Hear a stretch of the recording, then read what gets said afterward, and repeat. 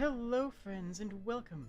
Today, we're going to be talking about love, and romance, and friendships, and basically, I'm just going to be answering and giving my advice on relationships. And, well, I have lived a long time. I've dated people online, local, and long distance. I really have dated people as a guy, and I've dated people as a girl. I've dated people as a bottom, and I really think that my advice might be able to help you. So, really, this is going to be an open forum. We're going to be talking together. We're going to be hanging out, chatting. So feel free to toss down any questions, and we're just going to be talking together. And hello to all the wonderful beings in chat. Hello. Hello to Daniel. Hello to Hyde Seraph. Hello to Hensha. Hello to End King. Hello to Hyde. That's Hyde Seraph again. Hello to Jerry Eris. Hello to Arctic. Hello to Phantos. Hello to Tuzzy. Hello to Kamino. And hello to all the wonderful little lurkers. You like that twist? Thank you. I scripted that one. I usually don't script my bits. Usually my bits are 100% organic, homegrown. But that one I scripted out beforehand because I thought about it. I'm like, I gotta say that. It's just gonna be funny. It's just gonna be great. Hello to Snow, who now has a new icon, which means you're a completely new person. How many pronouns have I stolen? So in my lifetime, I have gone by he, him, she, her, they, them, fey, fair, and I think that's it. And any all. But yeah, so I've used various pronouns and identities throughout my life. But also, it's worth pointing out that I also am somebody who grew up before being gay, being trans, was culturally accepted. So I've dealt with a whole bunch of troubling situations from before that was a culturally accepted thing. You know what I mean? You know what I mean. Hello to Conley. Welcome to you. Hello to Vaporeon. You have been unable to talk for 2 days, and I'm playing charades with your brother only gets you so far. You glad that you can talk to me and tell me that I'm... Aw, thank you so much. So, being nonverbal, being somebody who can't...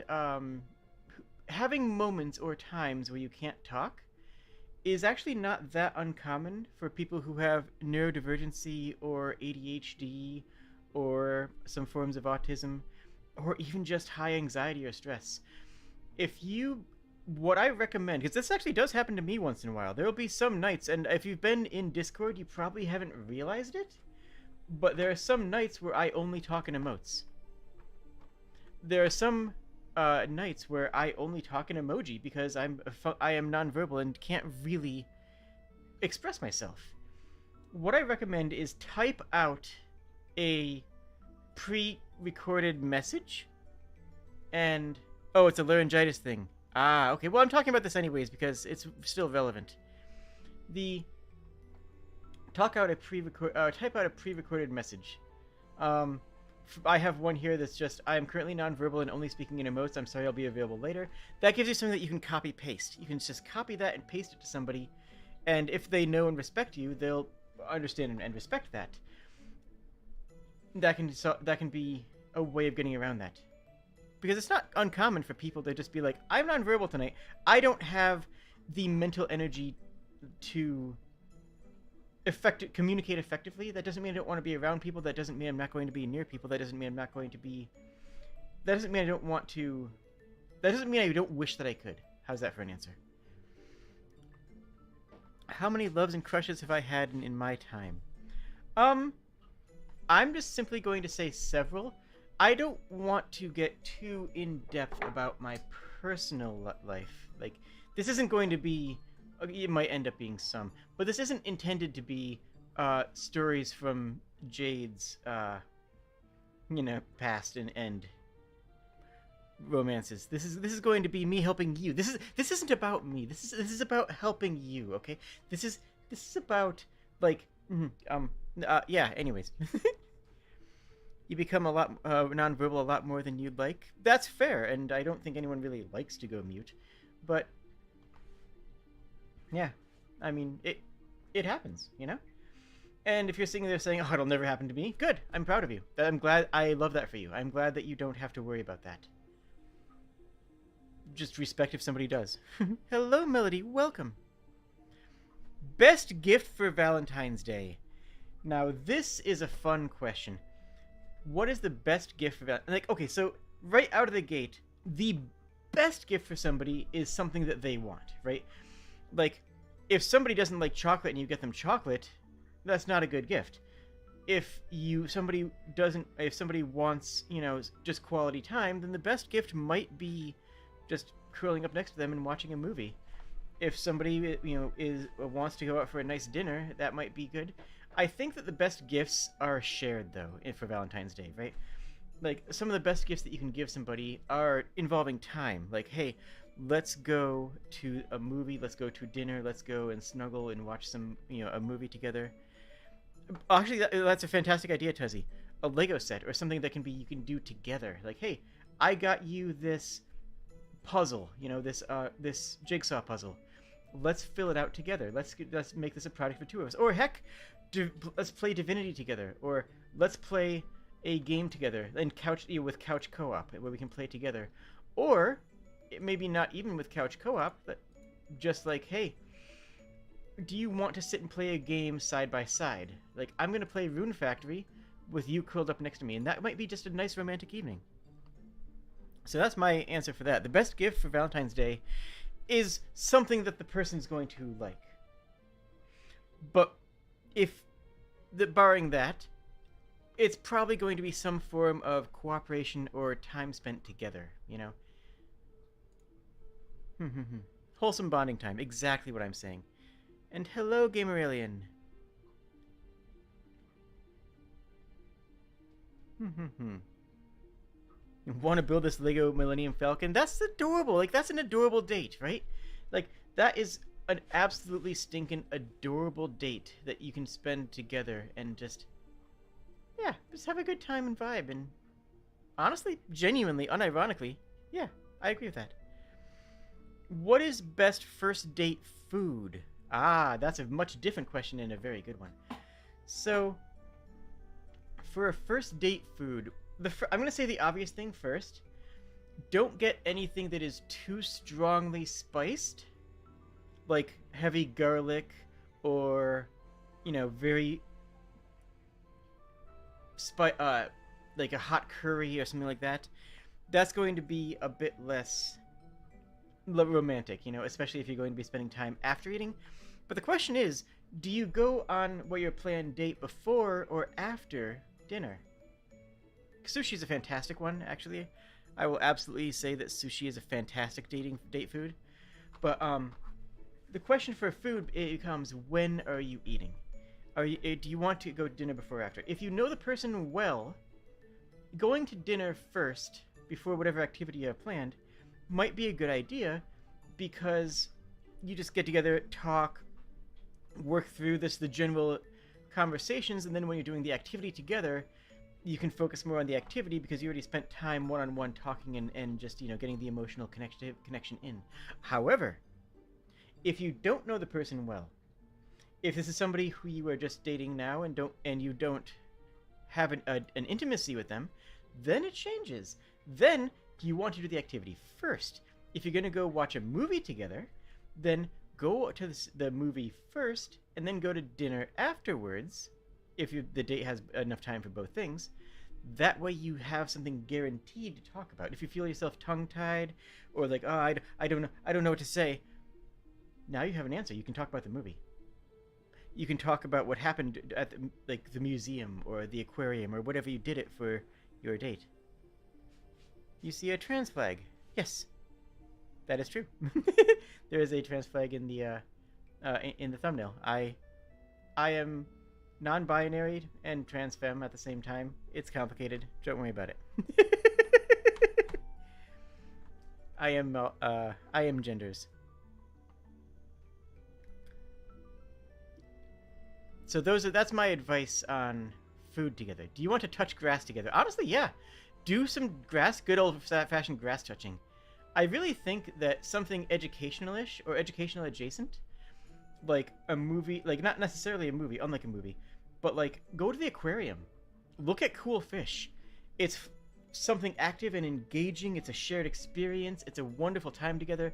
I honestly think that would be like that's if you take me to an aquarium. Let's see. So what's some advice for wait, where are we? What's some advice for dating? Well, the whole thing is advice for dating, but I mean, it's questions. You're still in high school and you want to find love. Best advice is don't try to find it. Don't go out and try to find romance. Simply be in public spaces as best you can. I know that nowadays that can be hard. And find situations where there are people. If all you do is sit and play Valorant in your room, you're not going to get a date. I hate to tell you this, but that Jet really is not into you. She's just not into you, mate. But if you go out to... I always stay in Renaissance fairs. If there's a Renaissance fair, go there every single time. You will meet wonderful people. Anime conventions, though, you know, then you run the risk of meeting people who like anime. I kid. But things like that. Go to locations that you are going to find people who have like interests. Bars are one of the classic examples. Is go to a bar and to meet people, and really, if you're going to a bar to meet someone, you're probably not going to be having a long-term relationship with them. I don't know if that's a hot take or not, but it's kind of how things run out.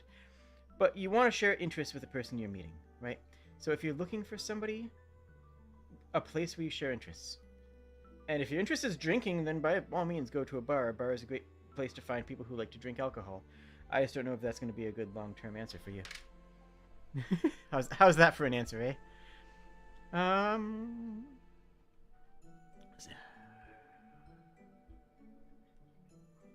Where is it? You say a buffet food so they can grab what they want? That's not a bad idea. Buffet food is for that exact reason, so people can get whatever they want and a diversity of things and get whatever they want and as much as they want. Let's see. So far you've asked 2 people out and one didn't realize you're asking them out. Oh, you'll find that a lot, especially if you're in LGBT spaces. That is extremely common. The other person was too busy with college and said maybe after college. That's a polite decline. Yeah, that's... Yeah. I didn't think this was going to be serious. I mean... Yeah, that's fair. My level of seriousness will vary depending on the question, I'm pretty sure. Did your date take me to the aquarium? Yes, do it! IMO, make friends. You'll probably like one of them a bit more than the rest. I mean, you like them more than the rest is a weird phrasing, though I don't inherently disagree. You absolutely can turn friendships into romances, but be careful because if the romance falls apart, it might not turn into... You might not be able to go back to being friends. There is that risk, but having said that, I absolutely agree with you. Besides, like, your partner, like, one of my friends said this. Your wife should still be your girlfriend should still be your closest friend. Like, you hear me? That's Tara running around. Yeah, sorry. I don't... She do be a dog. Let me see if I can turn up my noise canceling.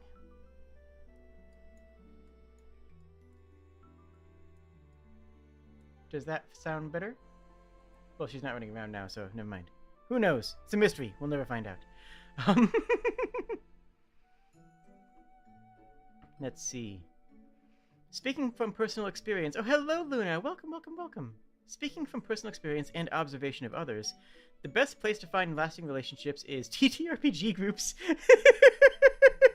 Become good friends with all your tabletop role-playing groups. One of them might click. Honestly, fair. It's exactly what I was saying. It's people with like interest. It's people who have similar interest to you. So yeah, absolutely. If you meet somebody who plays D&D or Magic the Gathering or Pathfinder or Lancer, and that's going to be a shared interest. Guess what? You have a baseline communication with that person. You have a baseline communication and connection to those people. So, yeah, that's great. Plus, bars are kind of meh in a post-COVID world. They always were meh. People just didn't like to admit it. Heavy drinking is not a healthy shared trait. True. Oh my goodness. Though I will say the best pickup line in the world is, "Can I buy you a drink?" The best pickup line in the world is not being corny or having a silly joke with it. The best pickup line in the world is, "Hey, can I buy you a drink?" And with the implication of, would you like to talk over a drink? The silly pickup lines are kind of silly. That's my hot take. Silly pickup lines, kind of silly.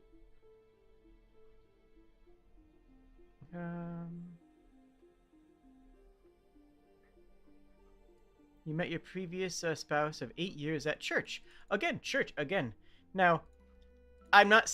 If you are a religious person and the person you want is also a religious person, then by all means, that is a good third space. Third spaces are important.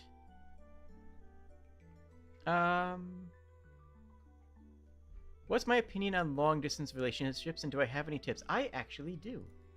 I actually have had a successful long-distance relationship before. And my advice for that is be respectful and trust. Long-distance relationships are strongly based on trust. It's, do you trust this person to be away from you? And for some people, that's a deal breaker. For some people, that is an immediate no-go. Hello, Bladokaran. But it's very important for long-distance relationships and for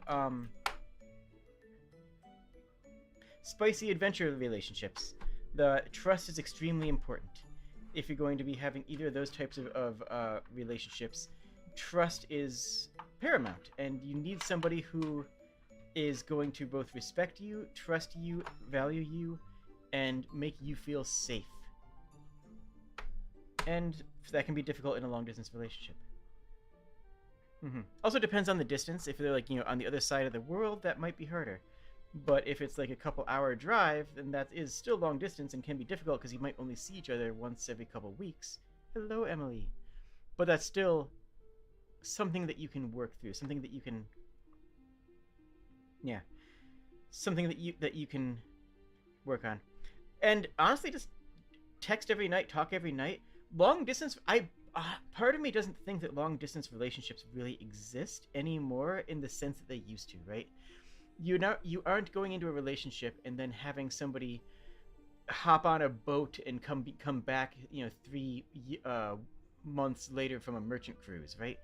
You can talk to them with text and with voice and with video 24 hours.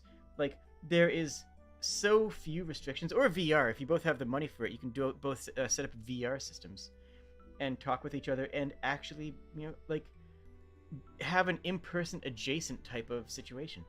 Now, also, let me tell you about Phantom Touch. Some people experience Phantom Touch in VR, and that's something that I actually have learned, have gotten more recently, where if somebody touches your arm in VR, you can feel a little bit of a sensation. It's like a ghost pain. It's just like, wait a minute, I didn't think that that's actually, a thing that can happen. If somebody, I've had somebody, pet my hair in VR, well, my horns, and I could actually feel that. And it's like, whoa, whoa, whoa, that's cool.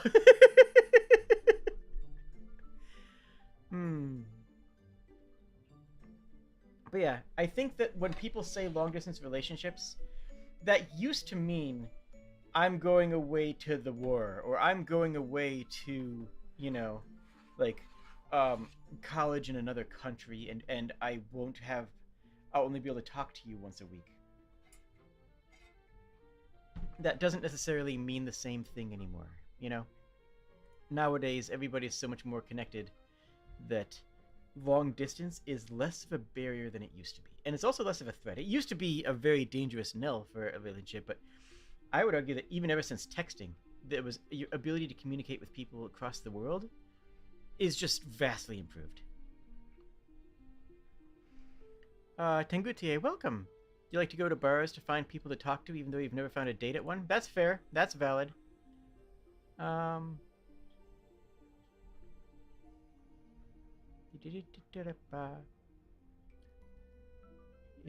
If your lover lives somewhere and will you still be one and another? I'm not sure how you mean that phrasing. I'll catch up in chat in a sec. I'm a few minutes back in chat because I'm trying to get to everybody because you're all wonderful people and I love all of you.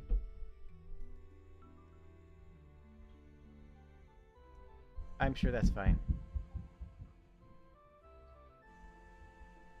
Let's see. So far, I've only asked out one person, and your pickup line was, I'd do that for anyone. Wait, no, I wouldn't. Heck, I've had a crush on you for the past 3 years and didn't realize. That's so adorable. Oh my gosh, Luna, that is so cute. That is the cutest thing in the entire world. Anyway, that's how I made a friend lose a 50-pound bet on me taking 4 years to realize that you liked Badger. Aww. You've never thought about using VR like that? That's actually quite cool. Oh yeah, it's fantastic. Like VR to get that physical presence with somebody so you can actually hug them. Plus, being in VR, like you can choose, if you're in VR chat, you can choose a body that gives you the best body feel so you don't have, if you suffer from dysphoria or dysmorphia, or you're just an anime fan or a furry who wants to have, you know, to cosplay, you can do that so easily and so effectively in VR that it's phenomenal. It's expensive. Sure. I'm not going to sit here and pretend that it's not expensive. It costs money dollars.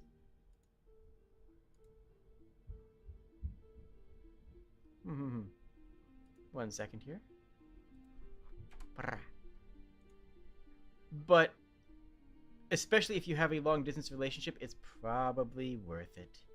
Because that's an investment in your relationship. It's got to be serious, and you have to actually want it for other things, and you probably want to test it out from somebody else first to make sure you don't get VR-tigo, because VR-tigo is a very real thing. It's VR vertigo, where people just can't, some people just can't do VR. Some people just, their brain minds will not let them do VR.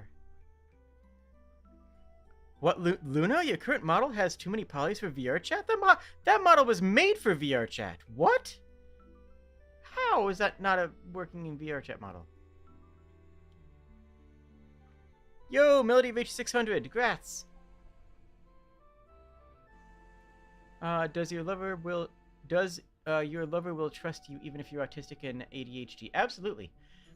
It will be, if you're dating somebody who is not neurodivergent, there will be some differences in some adaptations, and you have to find the right person, but be upfront with it, right? Just as a side note, I've been in the anime industry, like industry, for 20 years. I grew up, in most of my life with the term trap, just meaning that, transgender or cross-dresser, combination of the two. Don't use that anymore. It's not a good word to use, and because trans people do not try to trap people, because they'll die. If you are trans and you are going on a date with somebody, be upfront right immediately that you are transgender. Otherwise, you run the risk of physical violence. I am not joking on this. Yeah, traps don't exist because nobody's trying to trap anybody. And if you are trans, immediately be upfront about that with your partner. Just immediately. Just do not hold that back. Autism and ADHD, I mean, yeah, that too. That could be like a second date thing, but you should still be upfront about that, you know? You met your boyfriend online and you have plans to make a not long distance relationship. Nice! Congratulations! That's fantastic. Getty's been in 2 relationships. The first was great but ended when work had us drift apart. Yeah. I'm just gonna blame capitalism on that one. The second was toxic and hard to get out of. There's a lot of different types of toxicity. Not a lot of... I mean, none of them are good, obviously.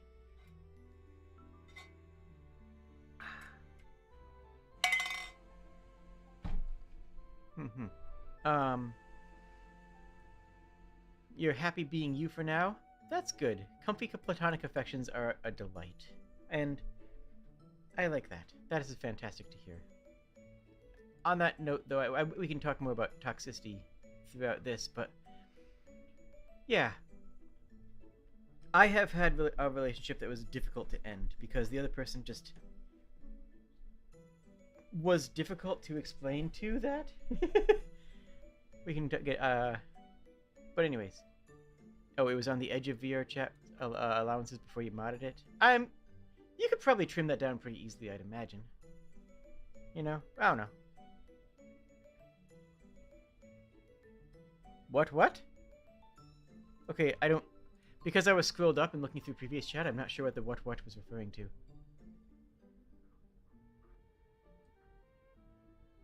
This sounds like you know some horrible story. I know many horrible stories. What?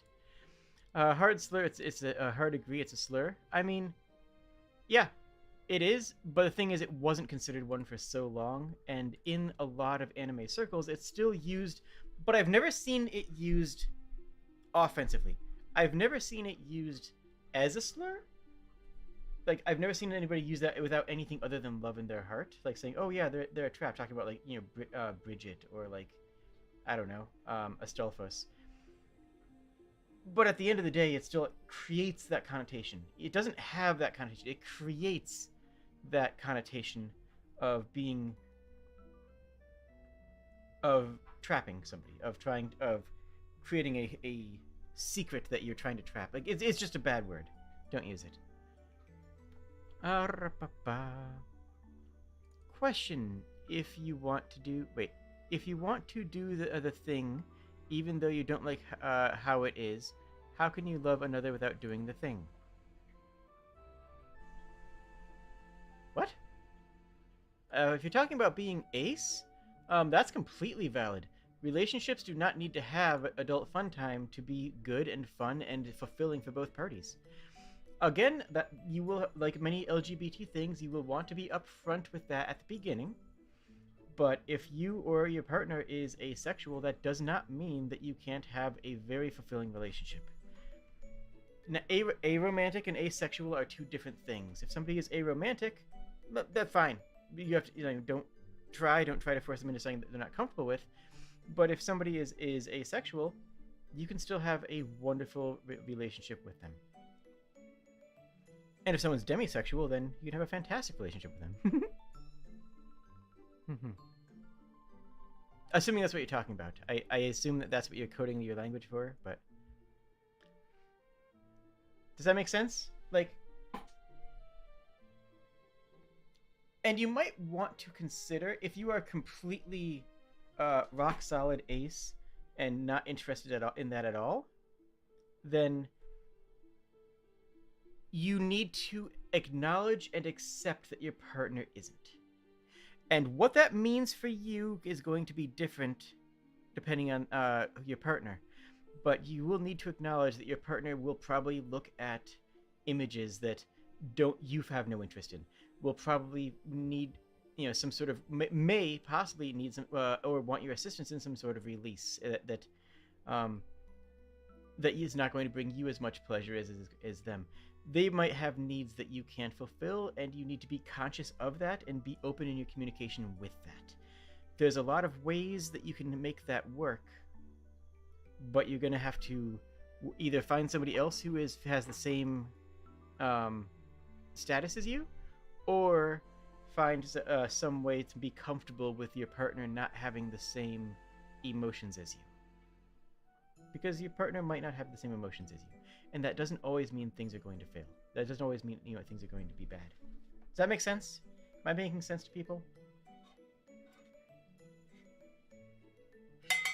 Yeah, Demi over here being seen. Heck yeah, Luna.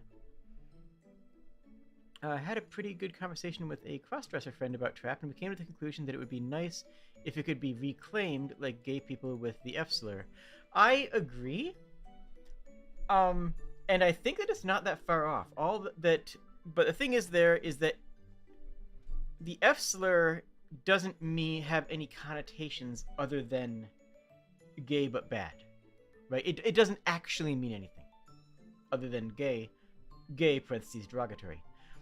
Whereas trap has that connotation of trapping someone, of being a secret, having a secret private bit that you're going to spring a trap on someone. I don't think that can be reclaimed.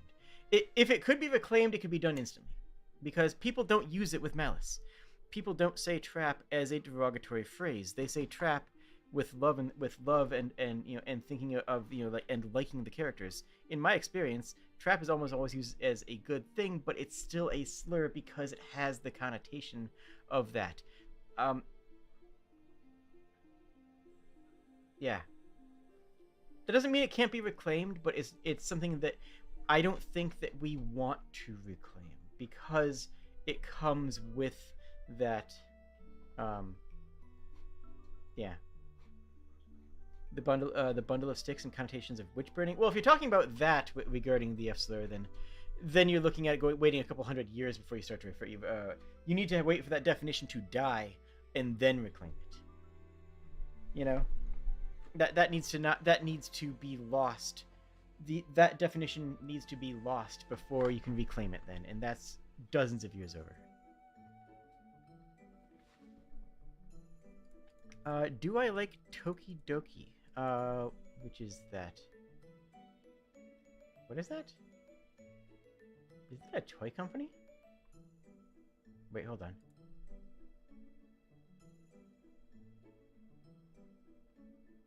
Unless you're referring to the Shibuya-based toy company, I think it's Shibuya, then I don't know what you're referring to with that. If you are referring to that, then yeah, I think it's adorable. It's, it's a great aesthetic. It's Hot Topic meets Hello Kitty, and I'm here for it. But if you're talking about something else, then no.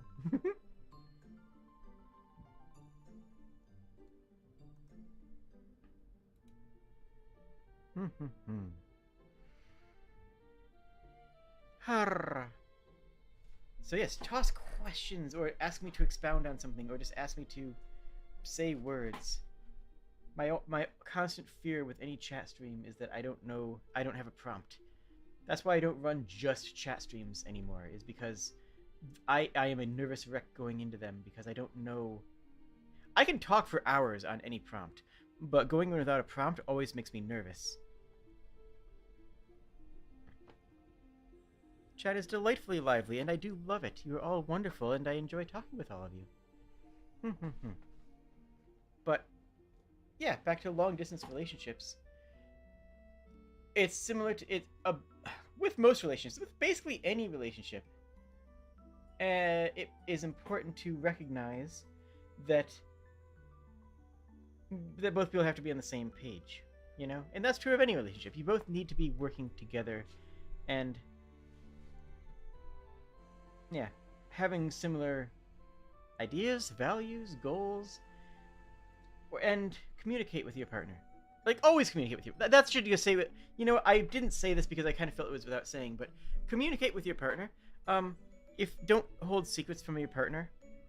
Like, there's what is demi? I haven't heard anything about it. Demisexual is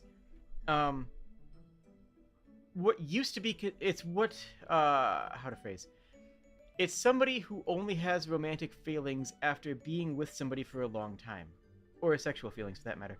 But only if they've been with somebody for a long time.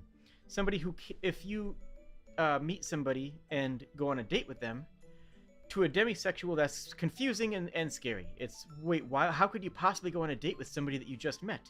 A demisexual would be like, I would gain feelings for somebody that because they've spent a lot of time with them, because they've been with them for a long time, and can't feel that way about somebody unless that they have that connection already. It's a type of asexuality. It's somebody who, but it's also one that a lot of people think is normal, but isn't normal. But yeah. What is my silliest date? Yours is going to a sushi place, and your ex hated the texture of fish and couldn't eat anything. Oh no! Oh, that's tragic. Let's see. What was my silliest?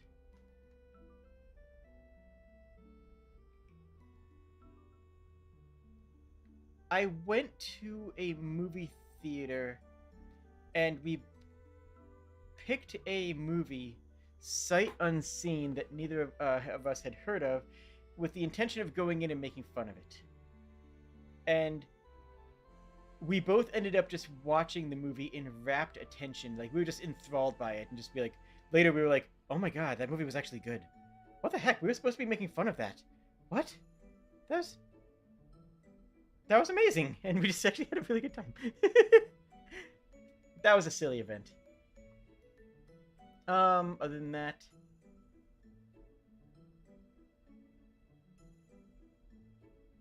paintball is a silly date as well. Especially if you insist to be on the opposite teams, which you shouldn't do. You should work on the same team.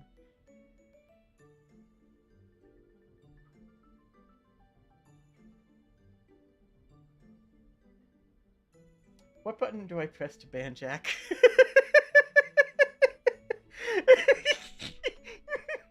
um, I just. Anyways, where were we? I forgot what were we talking about? I Phantos, one thing that you've heard a lot and it seems like good relationship advice. Sometimes your partner doesn't want a solution, they just want to vent. That is very true. Especially for somebody who is neurodivergent, ADHD, or somebody who has worked in tech support, or somebody who has worked in customer service. You kind of get into this mindset where if somebody asks or explains a problem to you, you are already thinking of solutions or trying to fix things or trying to solve the problem that they're presenting. And they might not be doing that. They might be doing that, though. Again, communicate with your partner. Talk to them. Be like, hey, just so I know, are you just venting? Do you want to just need someone to listen, to talk and listen to? Or do you want me to actually, try and find a solution for you? And listen to what they say. And trust that they'll be honest with you. Trust that they'll be honest with you. Trust that they'll be honest with you. If they say, no, I'm just looking for someone to vent to. And they'll be like, okay, cool. Go on. I do want to hear the story. I want to hear what happened. And if they say, no, I'm actually kind of stuck and I want some help here, then be like, oh, okay. Well, let me start from the beginning. Let me think about it with in that mindset, so I can let me see what we can do to fix this. But sometimes people do just want to vent and talk. And yeah, if you are seen as trying to fix the problem, and I've worked tech support for years, so was very good advice for me. And when I first heard it, it's not everybody who is complaining or talking about a problem is looking for a solution. They just want to share the experience, and they're looking for commiseration. They're looking for you to respect, acknowledge their feelings, and talk to them. I should collab with Fandroid? I don't know them. I've never met them, actually. But if we have a similar stream schedule, we might be able to. Oh, they're a lot bigger than I am. I mean, I would be up for it, but.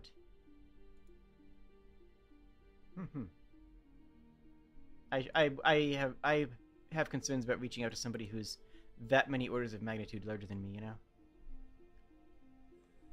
But yes, I mean, honestly, I guess some of the sillier dates that I've had have been online, have been actually in MMOs.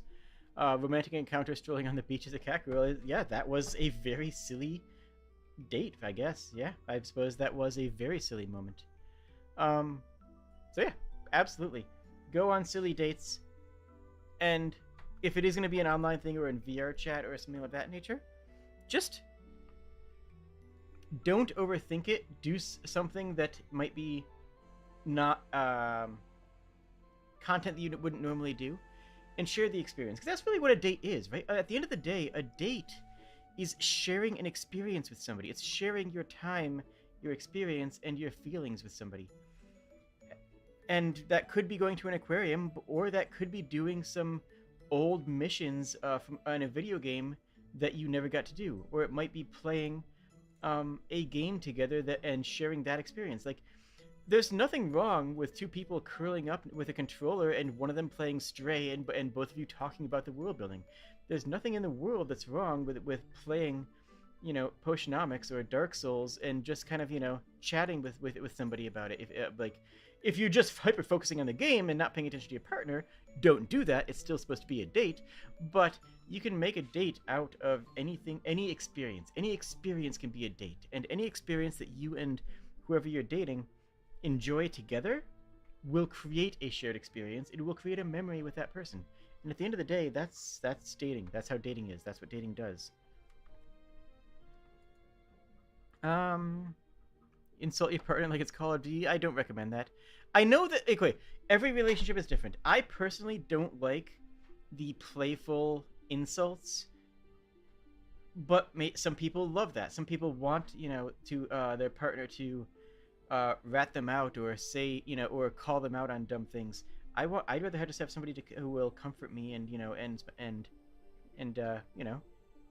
pet me.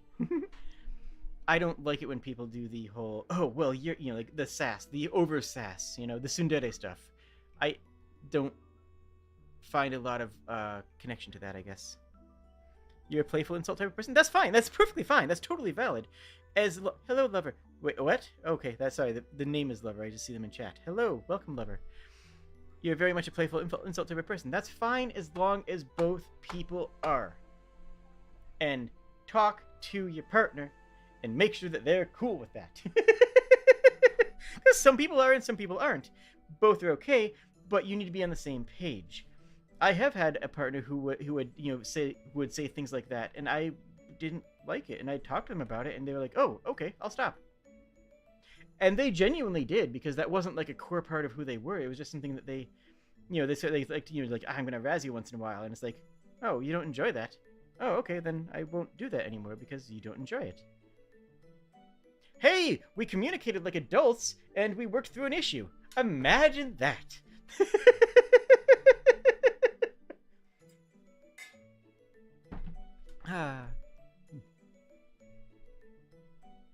Have I ever had a romantic date sorting moss? I'm gonna take every question here as if it were semi-serious. Have I had a romantic date doing chores? Yeah. Absolutely. You can have a date doing chores. You can even have a date at work. I mean, I don't recommend it because, but like you can have a romantic date doing something like that together, or even conservation work. If you want to, imagine communication, people talking things out in 2023, in the year of our Lord 2023, people talking. Impossible. Couldn't be me. Sorry. Volunteer work is actually another great place. If you are doing volunteer work, either at a convention or at or like conservation work, cleaning up forests, that can be a great place to do quote unquote work with somebody. That can be a great place to talk to people and get to know them, and like pick up debris or clean out invasive species. That genuinely can be a date, because again, a date is an experience that is shared together. It's a memory and a bond that has been created. That's what a date should be. And anybody who tells you otherwise is either overthinking it or underthinking it. The goal of a date is to create a memory and shared experience with another person. That's good. That's great. That's fantastic. That's a great date.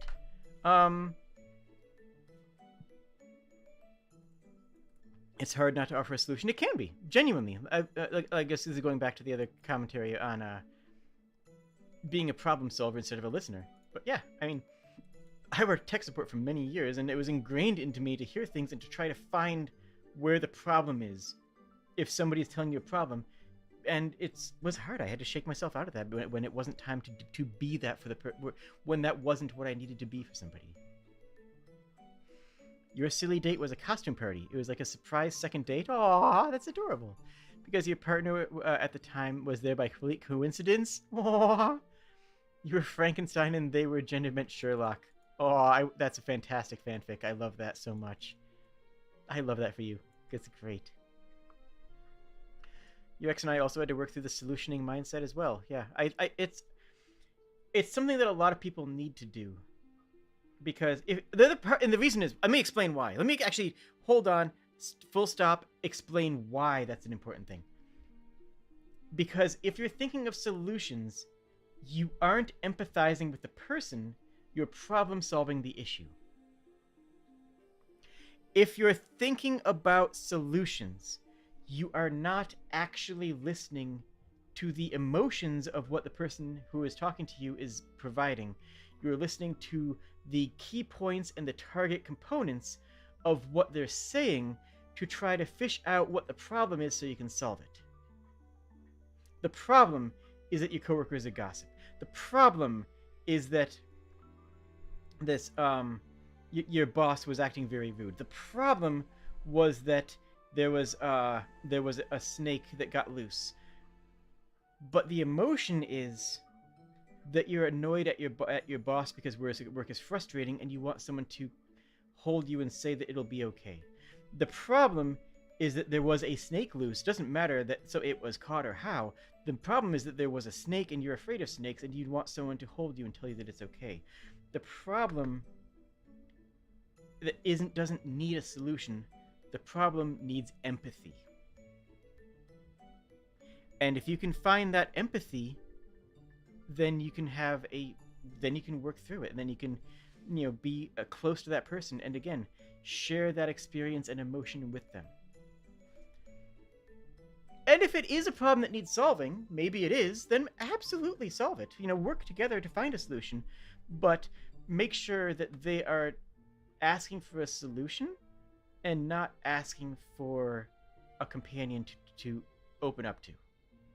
Okay? Where am I here? Here I am. You're fortunate enough to where it isn't applicable to you, but how can one deal with parents not approving of somebody you love? Screw them. You're dating the person, not their parents. You're dating the person, not their parents. Your bond with somebody who you like and want to spend time with is more important than a bond that they were born into. Parents can be a very big issue, and some people have close ties to their parents. But this is going to be true with interracial things. This is going to be true with LGBT things. This is going to be true of trans people. If it is going to be true of your own parents not approving, or of your partner's parents not approving. All this is true. Doesn't matter. The fact of the matter is that your parents, as soon as you hit whatever age it is that you can comfortably get out of your parents' umbrella, of your parents' house, doesn't matter. When I got my first apartment, I left my parents' house. I moved in. And within the first week, my mom came over, and she started to get on my case about something. She's a very narcissistic woman, and I've always had problems with her, and I've never been able to stand up to her. And she said something that was, I believe it was something that was homophobic, and I looked at her dead in the eye and said, "Get out." She just took a step back, as if I had slapped her. It's like, "What?" And I said, "This is my house. This is my place. You can no longer talk to me like that, because that is no longer because you are no longer in control. This is my house, and you will not say that in my house. Do you understand? Yes or no?" Well, I don't think that I said yes or no. And she backed down because she no longer had a foot to stand on. She no longer had a control. She no longer had the leverage of controlling my money or my food or my or my shelter. This is something that everybody can do, and my relationship with my mother actually improved after that. After that event, my relationship with my mother improved drastically. I was able to have a civil relationship with my mother for the first time in my entire life, which is really kind of depressing to say out loud. But anyways, but yeah, your parents will only get in your way for the first 18 years of your life, plus or minus however long it takes for you to get into your own place. I understand rent. I understand the housing market. I understand the fact that we're about to go into a depression. Doesn't matter. Anyways, that's not what we're talking about. What we're talking about is your autonomy, your ability to say, hey, you're no longer in control of my life. Who I date, who I talk to, who I associate with, what I like to do, what things are important to me, what values I have, these are no longer dependent on you. Get bent.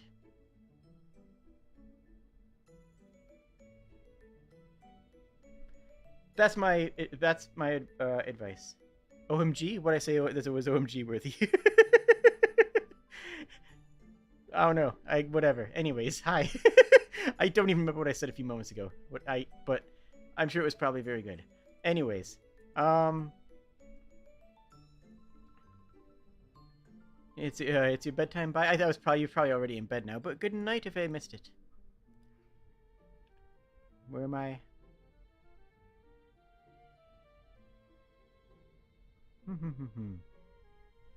One of my dates was my ex teaching you how to play Magic the Gathering. Have I had any dates like that? I actually have, and they're very pleasant. Because again, it's just a wonderful shared experience. Learning a new system or learning a new game together. For me, it was learning to ride a motorcycle with them. We both took a motorcycle training class together, and we went as a couple, and it was a delight. It was a wonderful time.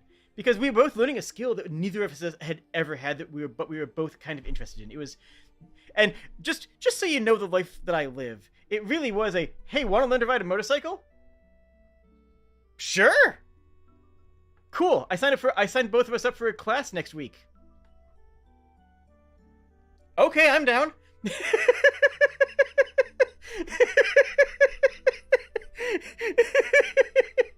And yeah, it was, we both learned a new skill. It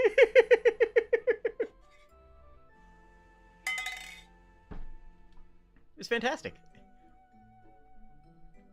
Look, I'm going to be honest with everybody here. My relationship advice is probably going to turn you into a sitcom character, but that's the life I live, and I recommend it, you know?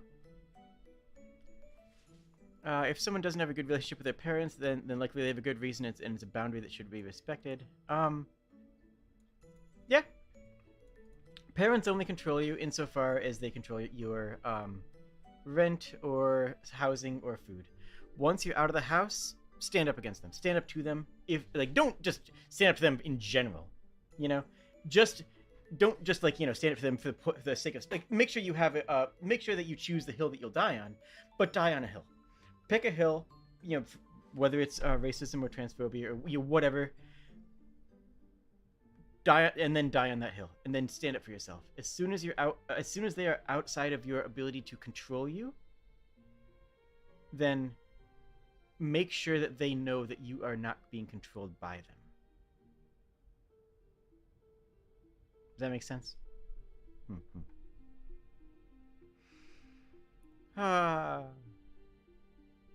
That's an issue that you're currently having. You've done dealing with everything being your fault. Done being in debt because of something you were talked to in years ago. You're tired of politics and fight. Yeah, with parents, I'm assuming that's referring to. Yeah, that's completely valid, and I wish you the best of luck in finding a way past that. And honestly, there's no shame in cutting someone out of your life. If somebody is toxic and hurts you and doesn't respect you and doesn't respect your autonomy and doesn't respect you as a person, doesn't respect your beliefs, cut them out. I don't care if they gave birth to you. And you shouldn't either. The fact is that they don't respect you. Thank you, Bilgasarme. Your family are the people who love and care for you. That doesn't have to be the people who brought you into the world. It doesn't have to be, and in some cases it shouldn't be if they're being toxic. Blood is thicker than water. You know what the original quote was? The blood of the covenant, i.e. a promise, is thicker than the water of the womb, i.e. family. The people that you make promises with, the people that you make into your found family, the people that you value, the people that you love, are more important than the people who are related to you by birth. Or by raising, in some cases. I was adopted, so this is somebody who... But I was adopted... Okay, in case anybody doesn't know, just for the record. I was adopted, but I was adopted at such a young age that I didn't know that I was adopted until I was like in third grade or something, and I commented that one of the family's friends, like, oh yeah, Mary down the street was adopted, and my parents looked at each other and said, we'll be right back, and went into their bedroom, closed the door, and talked for half an hour. I was just like, what did I say? Did I say something wrong?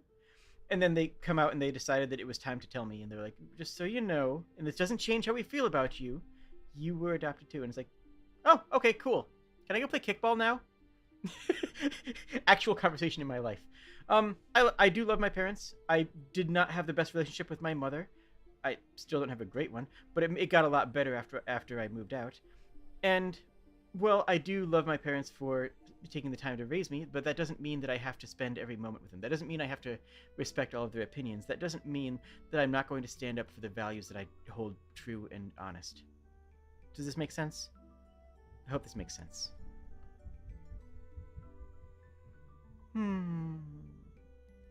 If Brian wants to ride a motorcycle, do it. I love riding a motorcycle. I'm so glad I learned. It was a great experience learning, and it was just delightful. You're more interested in what they say if you say no to the first question?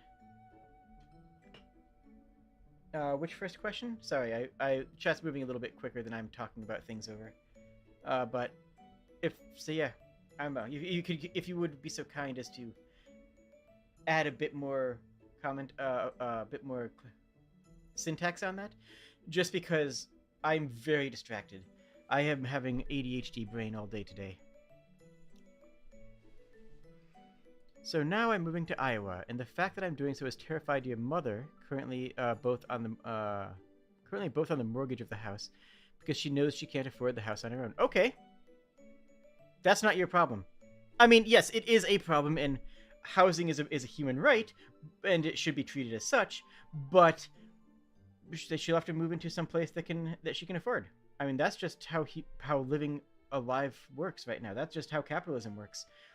If you can't live in that house, then offer to help them find a house that she can afford. Offer to help her. Offer to do that with compassion and genuine compassion. Don't do this like with a smarmy thought. Actually say, hey, I am going to be moving out because I need to move out to, for my own sanity, for my own job, for my own life, to become my own person, whatever answer it is true for you. And say, hey, I will help you. I'm not abandoning you, because that might be what she hears. She might be hearing, I'm abandoning you by moving out. I'm cutting you out of my life. Because, especially for older generations, especially for boomers, hearing, I'm moving out and leaving you and I'm dumpstering you with all of these, with the mortgage, sounds like an attack. It's not. It's living your own life and being happy and finding what happiness means to you. It's not an offense. It's not an affront. It's, becoming the person that you want to be. But you might need to smooth it out a little bit if they're of an older generation. Boomer or late Gen X. You might need to say, hey, I will be with you. I still love you. I will be by your side and I will help you find a place that you can afford. And if there's no options, then I will help you find another location. You might need to move outside of the city. You might need to move outside of the suburbs. You might need to move into a worse part of town, but we'll find a solution for you. Or throw them in a retirement home. I mean, that's the other option.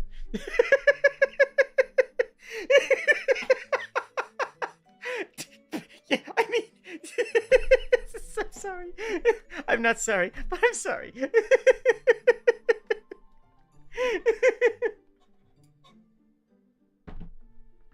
Anyways, as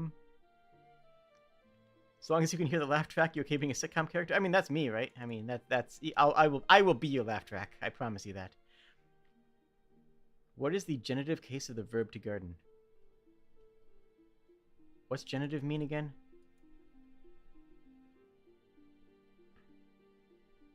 Pronouns? Denoting a case of nouns and pronouns. I don't know. That's beyond my skill set. You heard a quote earlier today that you liked. There are many beautiful hills to die on. Pick one that's worth it. Yeah, I love that. that's fantastic. I love that. I really do.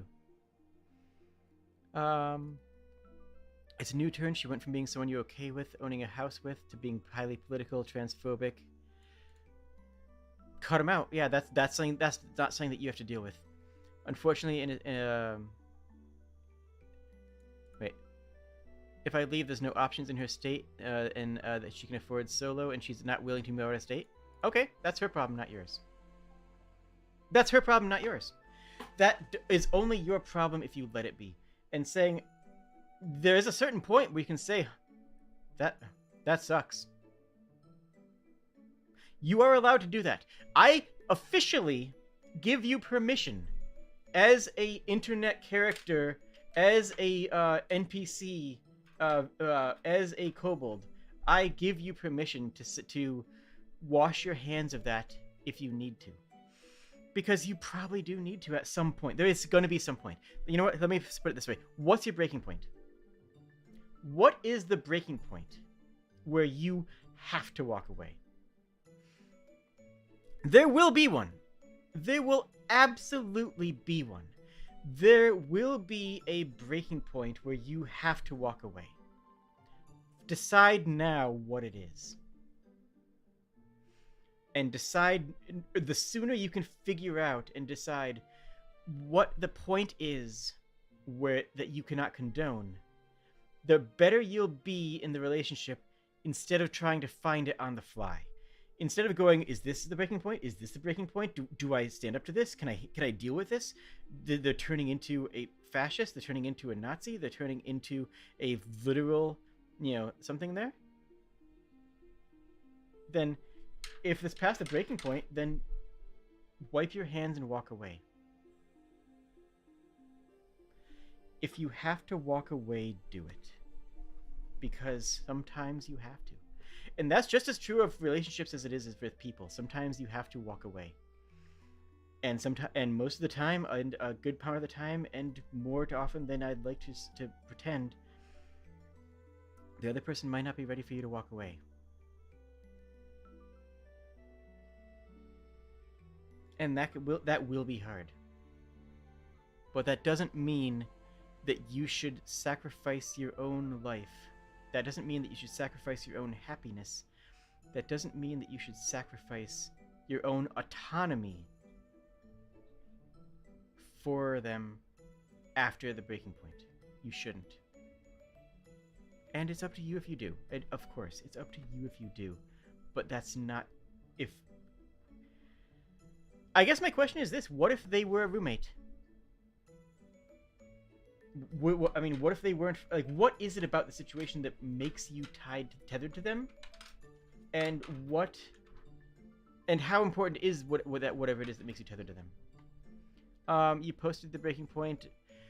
The advice channel is an advice channel, not a vent channel. I saw that as vent, and I ignored it as that. If you want, we can... talk about that more later in private if you'd like. But I, by choice, do not have a vent channel on the Discord server because the advice channel is actually, for advice rather than for venting. And I didn't read that as asking for advice. I read that as vent. So I will take a look at that and we can work on that. Did you say that you were both on the mortgage? That can complicate things. Absolutely, that can complicate things. But that was, that's not unsurmountable. Trust me, anything like that has happened, I can promise you has happened before. Like, that's... Anything like that is happening to you, I can almost guarantee has happened to somebody else at some point in the past. There's going to be an answer. There's going to be legal handlings. Somebody has done something worse than that and taken it to court, right? Like, just guaranteed, just by the nature of the society we live in. So, you are not alone. A, that means you're not alone. A, that means you are not alone. B, that means that you have resources. I cannot imagine how hard it must be for people who were born before there were resources. When the only resource was a newspaper. When you couldn't go online and find people who have had similar issues to you. When you couldn't talk to people openly, when you weren't allowed to talk to people openly about certain things because they weren't proper, which, goes back into both family stuff and LGBT stuff. It's harder for those people who were, because you only have to go back like a little bit. You don't have to go back. You don't even have to go back that far to find people who were born before there was the ability to connect to anybody on the globe, before there was the ability to find resources and therapists and discuss things openly. You only need to go back a little ways to find people who genuinely didn't grow up with that being an option.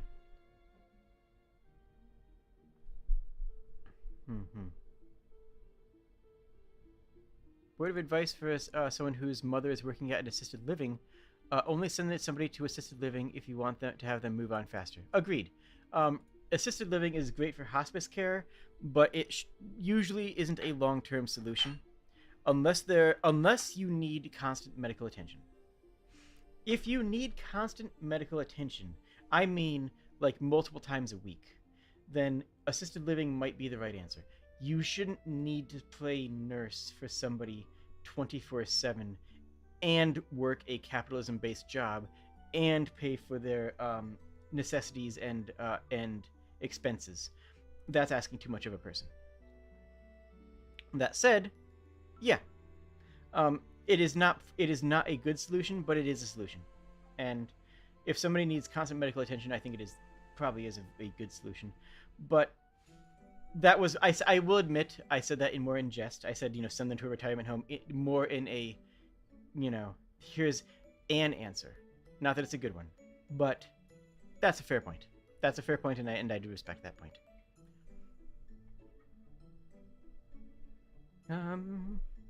Your moment was when home was full of nothing but hate-filled noise.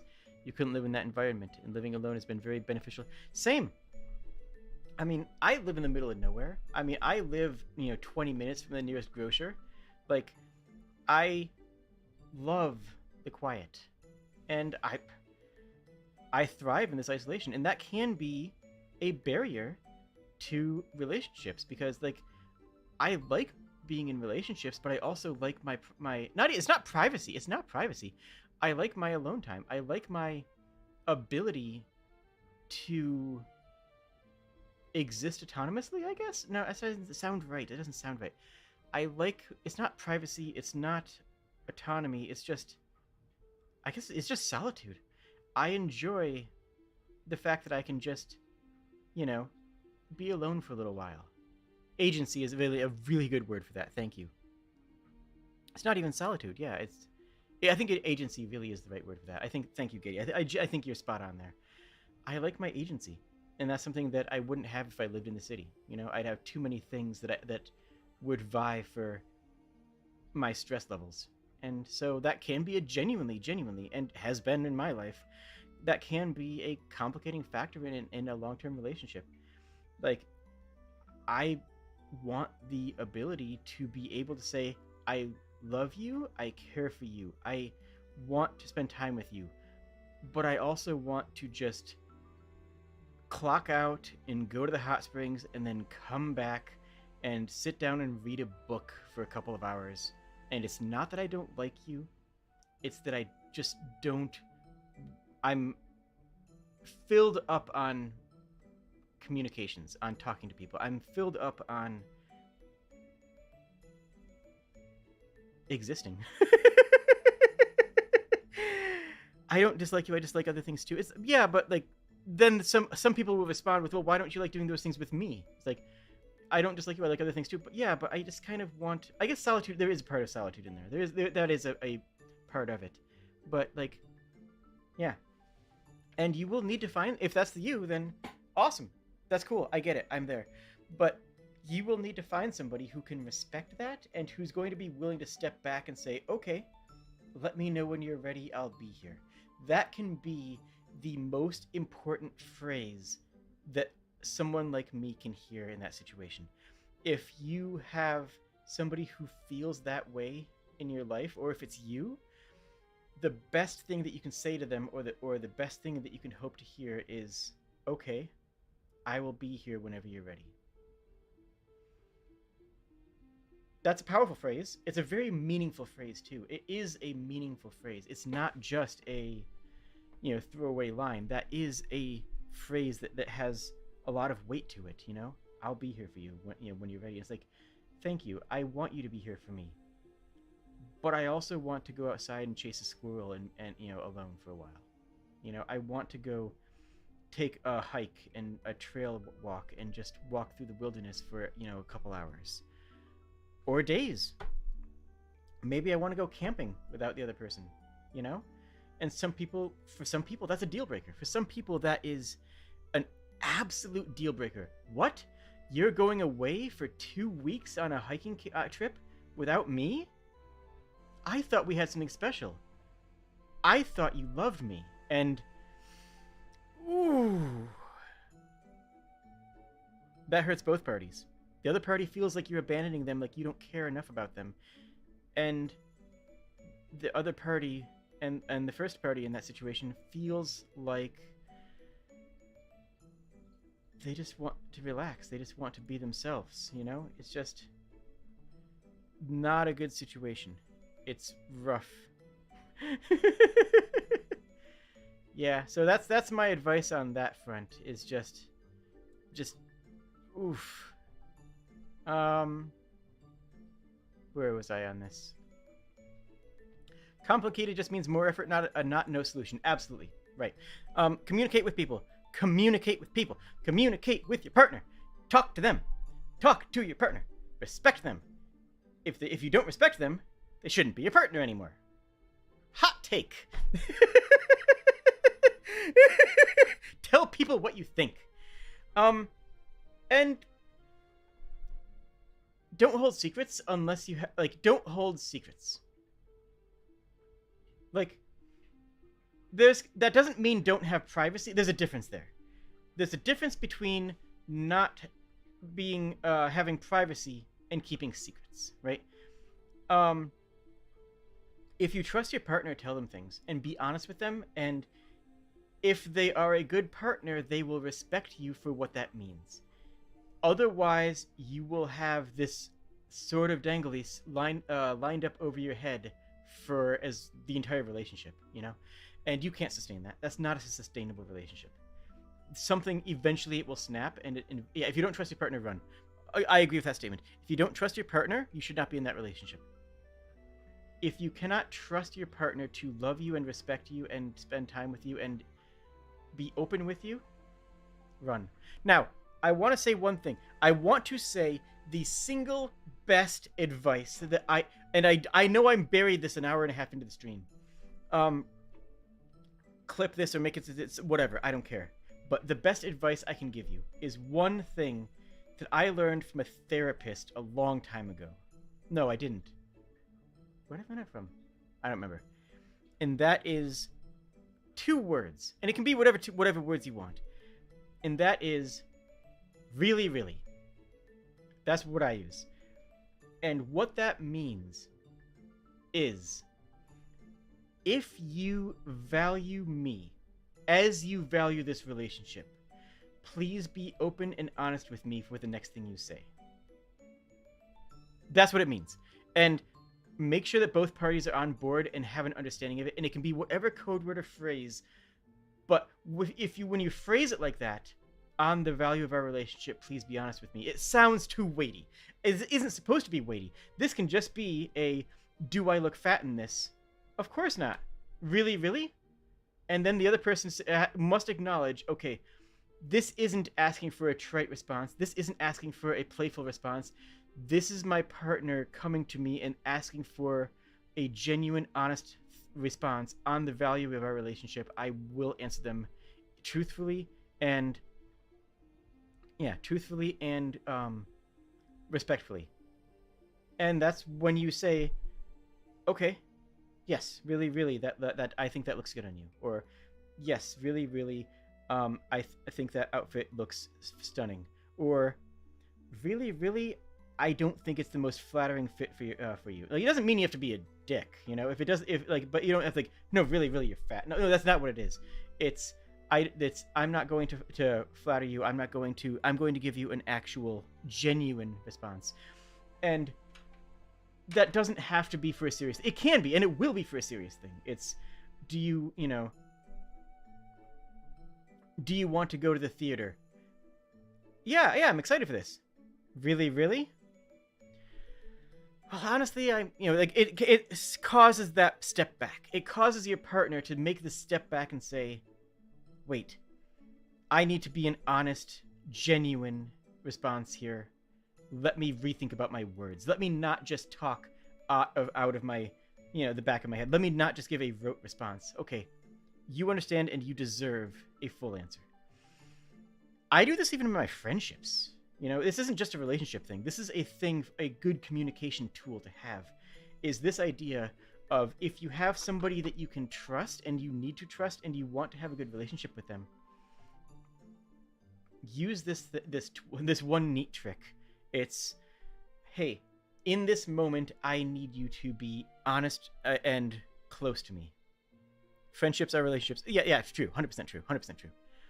But yeah, that is my best advice for any relationship, romantic or otherwise, is talk it through it with your partner and use whatever code phrase is going to work for you. Is this really moment? Is this way of clarifying that you mean something with an actual response?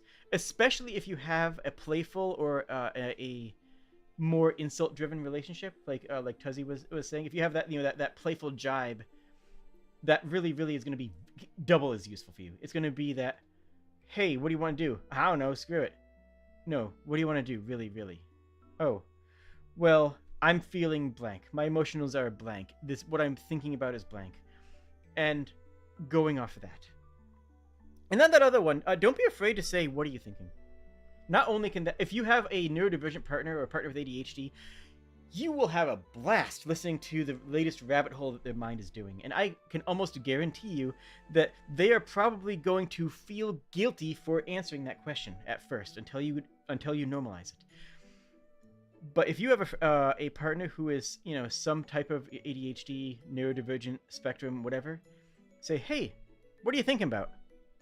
You might get a 20-minute talk about Pokemon. You might get a dissertation on the Lord of the Rings.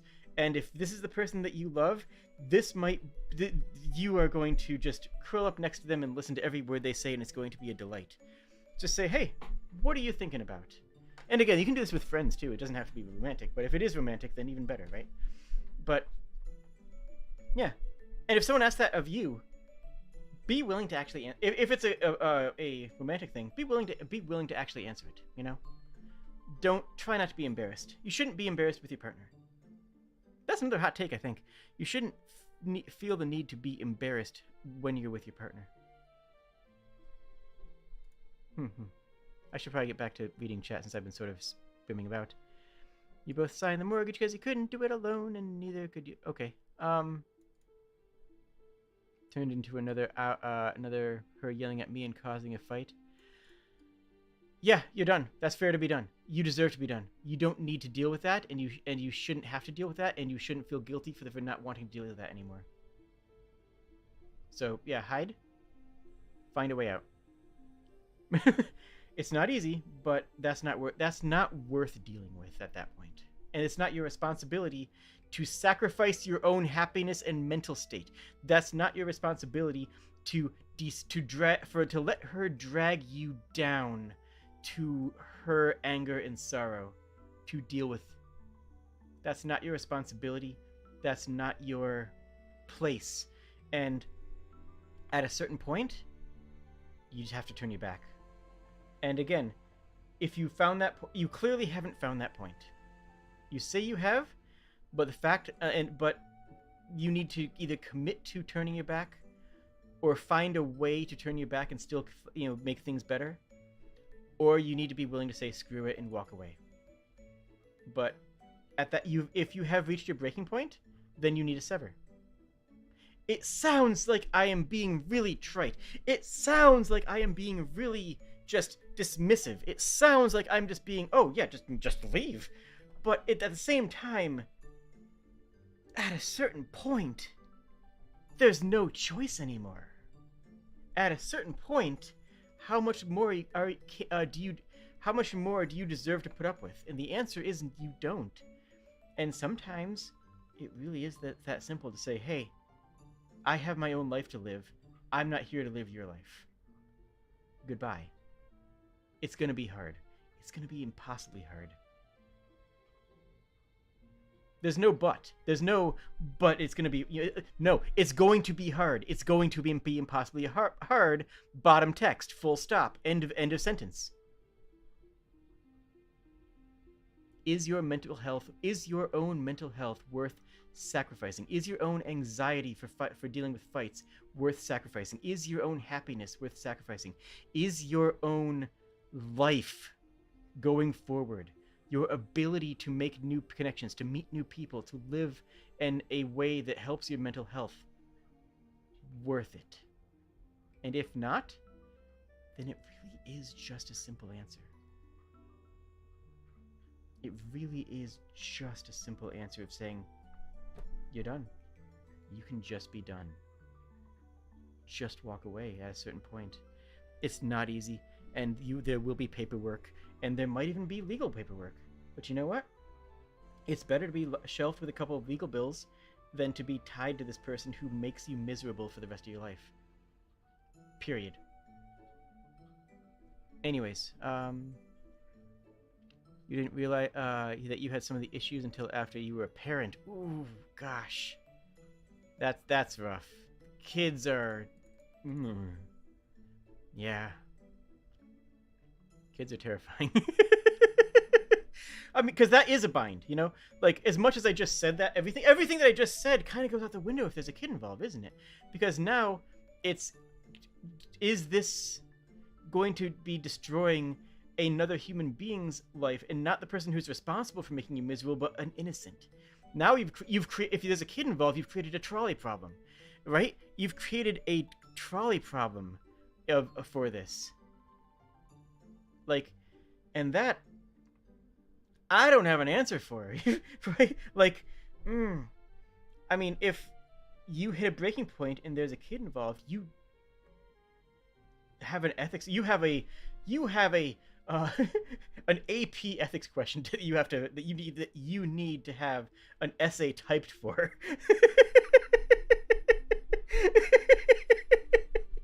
And therapy. That therapist. Go to a therapist. Go to a therapist. Go to a therapist. One thing I will say is go to a therapist before you need to go to a therapist. Don't go to a therapist to fix a problem. Go to a therapist to help there not be a problem. Go to a therapist before you need to go to a therapist. I'm serious about this. If you go to a therapist after you need it, then you're trying to fix a problem. If you go to a therapist before it becomes a necessity, you can solve the problem before it happens. And don't think that you're better than that. You're not. Don't think that you're better than that and you don't need a therapist. You're not. Don't think that therapists are evil or not worth it. They are. Therapists help you settle your mind and your emotions and how you are able to communicate with the world. And yes, and thank you, Getty. If your therapist makes you uncomfortable, find a new one. Absolutely. 100%. I have a therapist that I see for gender stuff, and I also use them as my general therapist as well. And yeah. What's your suggestion to somebody who can't afford one? Gosh. There are free therapy tools online. I don't remember them, but I know there's a couple of them that are established in America and a couple that are established in the EU that are designed for people who can't afford therapy. But if you live in a country that has healthcare, you should be able to get a therapist through your primary. And your primary, you should be able to get a referral through your primary. And that should be covered under most, I think anywhere in the EU actually is going to be able to cover that. But there are free options available. If one of my mods wants to look that up real quick, I know that there's a couple websites out there that are designed for connecting people with therapists that work either pro bono or that are more of, what's the word I'm looking for? residencies, medical residency sort of thing, where they're not, they're doing it for volunteer work and for charity work. They exist. There are ways that you can find therapy, even if you cannot directly afford it yourself, because there are going to be paths for you to find a therapist. Those definitely existed. I know they existed. I don't know if I can look it up right now, just because I have all of my stream stuff and all of my browser windows are occupied with, chat and OBS and sorry. I will if I can find the resources for that, I'll put it in the description afterwards. But there are resources for that. If you have state insurance, call them. Yeah, if you're in the States and you have a state insurance, call them. Absolutely. For the record, actually, wait, hold on.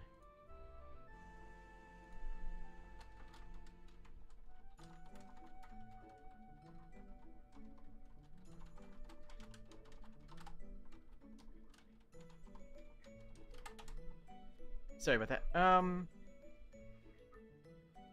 If it's you being unable to trust, then you should still run because you should fix yourself. Okay, that goes into the. Okay, got it.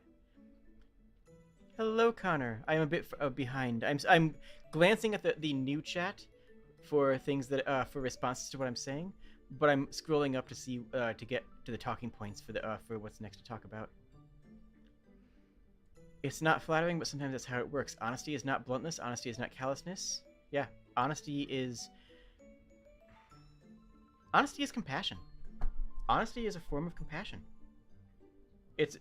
Honesty is empathy. Honesty can let me rephrase that. Honesty can be and should be empathy. Honesty can be empathy. Honesty should be empathy. Just for the record, Bilguisarme in my chat as my mod is actually a mental health care professional. I am not saying to reach out to them with your problems, but if they give you advice and resources, they should be respected and listened to. So, if you do have a question for someone to put you in the right direction, then that is somebody who you can reach out to and who may be able to help. They are not a therapist and they are not going to fix your problems, so don't treat it that way, please. But they may be able to provide resources for you. My pause before was that I wanted to make sure that that they were okay with me saying that, because that does kind of open their DMs to a can of worms potentially, but yeah, I just wanted to say that. You'll do everything you can to help, but you're not a therapist, but you're happy to hear whatever. Yeah. Mm-hmm. Wonderful person.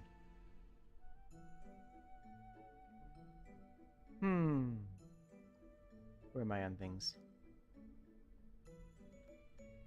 You've come to the terms with the facts that you would like to leave with the household. Okay, I'm good that you have an action plan. Having an action plan and something like that is very good, because that's effectively an abusive relationship. Hides Wrath, you are in an abusive relationship. Cheers, Zeth. We will be here. The VOD will be here if you want more good advice. I know I was going to give you advice to turn people's life into sitcoms, but I sort of ended up giving like actual advice and stuff. I'm so sorry. I'm so sorry that I'm for giving actual advice.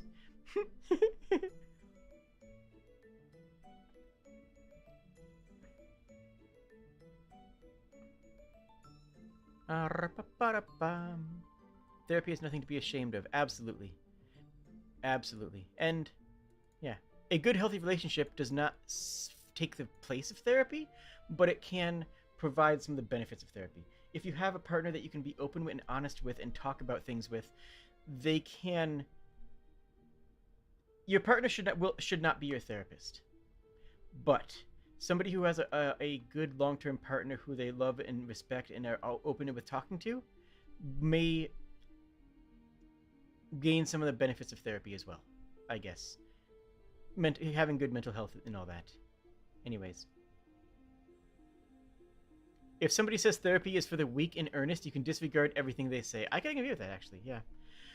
And it's actually very common for...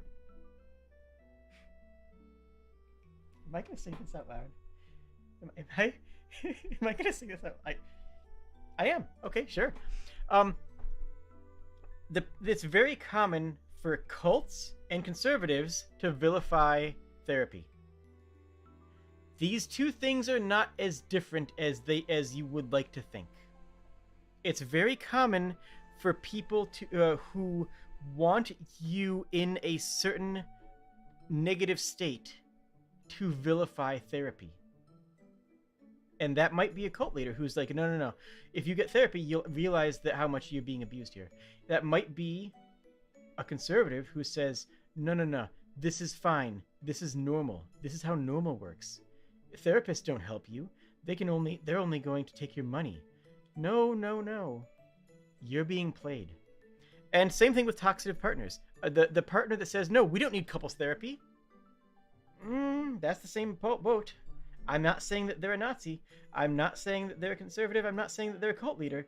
But that does show an unwillingness to risk opening up, to risk talking to people.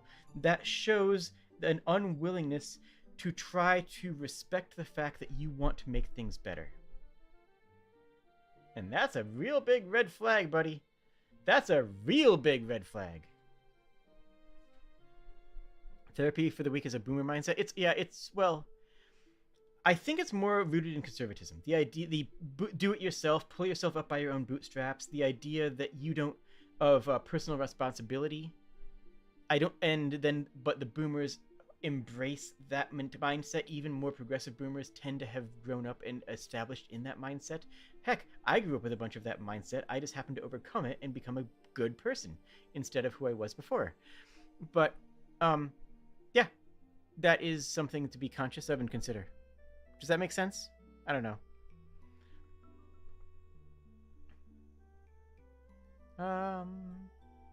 Never settle for a relationship because you think it's the only chance you have at one. Yes, absolutely.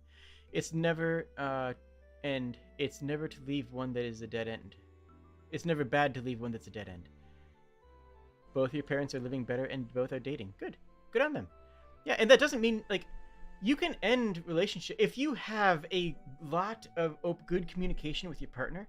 If you are close to your partner and open with them, you can end a relationship and turn it into a friendship.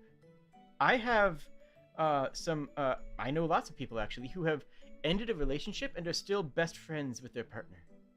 I can think of a couple people who that's happened to, and like that that comes from a place of both partners being open and willing to discuss and just coming to the decision, you know what? I love you. You're awesome. I like being with you, but I don't know if I want to be living with you. I don't know if I want to do like a long relationship with you. And the other person might say like, yeah, you know what? Fair. That can happen. Like that actually is a thing that can happen. I know a couple people who have gone through that and are still close.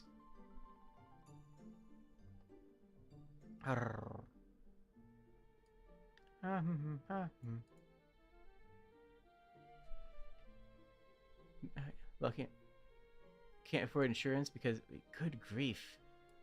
Oh my goodness. Yeah, that is a thing they engineer on purpose. That's disgusting.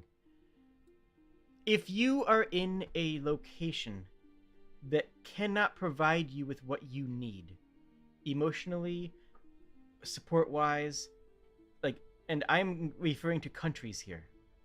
If you are in a place that you cannot live, you need to go somewhere else. There's no if. There's no maybe. There's no but I can't.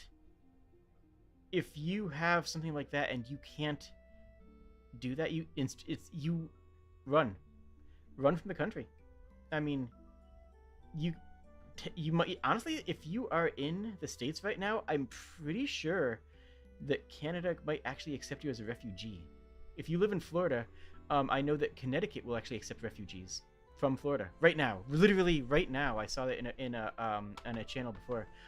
That if you are in Florida and you are either transgender or dealing with abortion stuff, Connecticut has established itself as a safe haven state where they will not they will refuse to extradite you to any other state for abortion crimes or for what's the other one? Or for or for something that would be considered a crime relating to transgenders, to being transgender in another state. There are places like that. There are places you can run to. I don't know if you should quote me on that. I don't know all the details of that. I don't know exactly how that works in trans and crimes. Yes. But yeah. That actually is a thing. There are recourses there. Um, oh yeah, like the video if this is helping you, and share it with friends if it is as well, or something. I guess I don't know.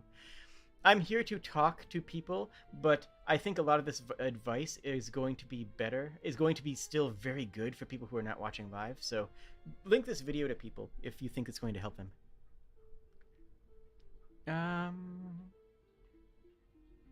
Where am I here? Yeah, if you live in Florida, run. I honestly like, yeah, if you are living in a place that you cannot live, you have to leave. You don't. This isn't a. I guess I'll just survive here and die. I guess I'll just be miserable for the rest of my life. You only have, one life on this world. If you want to call out to reincarnation or something, then sure, that's a different life. You only have this life once. And if you want to call out to to afterlives, sure, whatever. You only have this life once. Don't sacrifice it on an altar for another person. Don't sacrifice it on an altar for a government that will not support you. Do not sacrifice this life.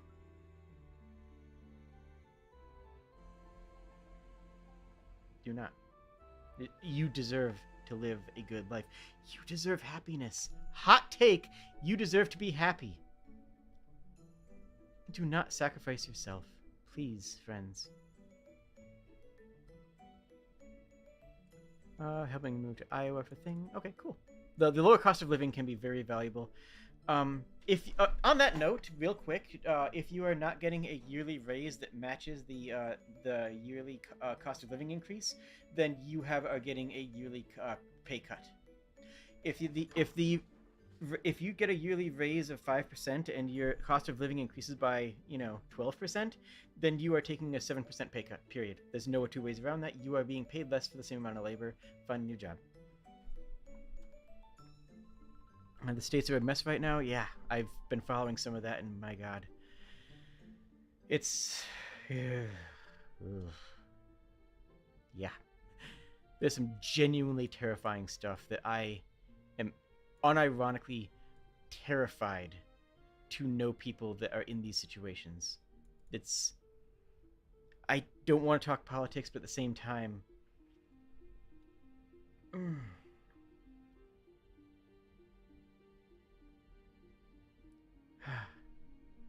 okay, I'm not gonna get into that. This is supposed to be this was supposed to be a funny stream about talking about like dating ideas. What happened? Where are we now? We're at important things. We transitioned into actually talking about important things, and I want to thank you all for sharing this important stream with me. There are European villages offering packages for immigrants wanting to start businesses. There are, absolutely, and not even like backwater, like Eastern European places that are not doing too well. Like I'm pretty sure you can have that in like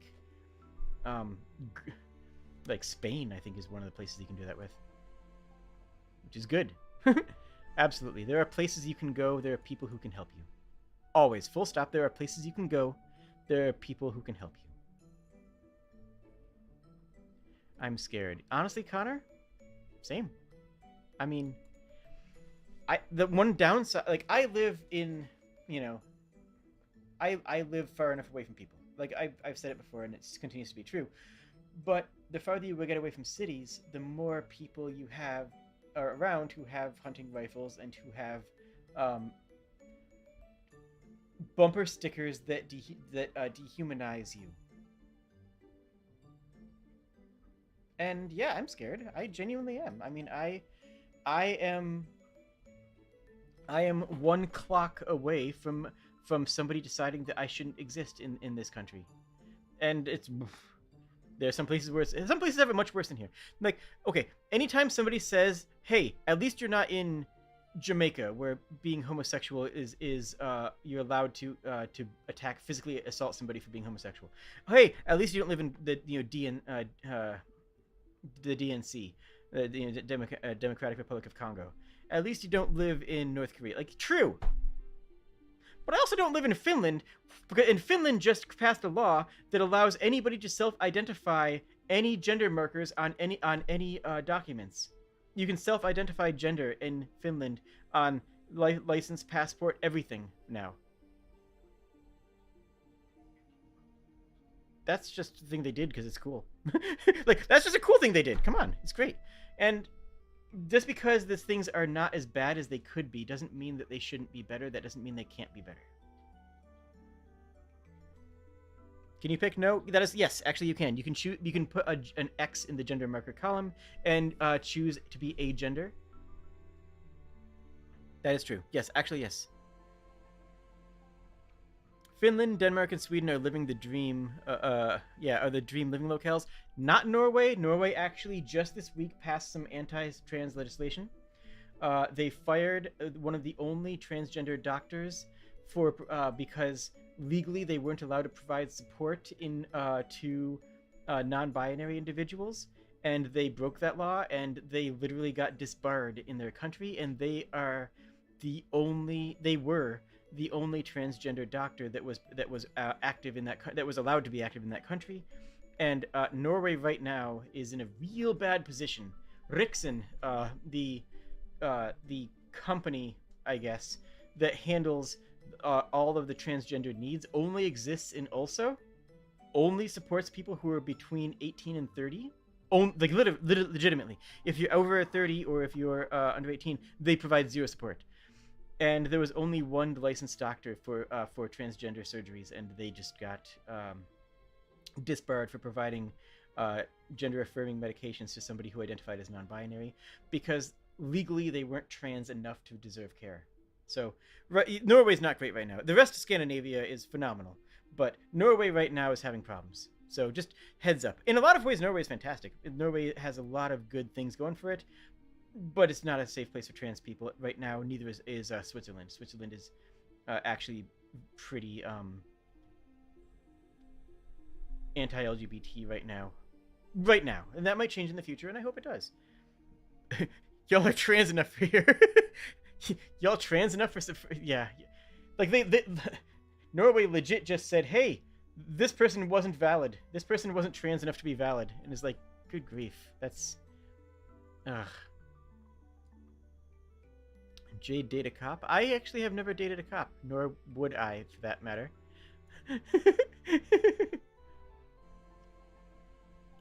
Okay, here's a fun question though. We'll get back to some fun questions. Let's lighten the mood a bit. What's a fun question to ask someone you love? Ask them their favorite dinosaur. Everybody had a favorite dinosaur growing up. And when's the last time somebody asked you what your favorite dinosaur was? Like, yeah, like, that's a fun question, you know? And you'll learn something about somebody, and, you know, honestly, you might unlock a secret memory where they just start talking about their favorite dinosaur for 15 minutes as you just sit there with sparkles in your eyes because you love them. Okay, fine, Connor. I'll accept that, Connor. My favorite dinosaur is the Ankylosaur.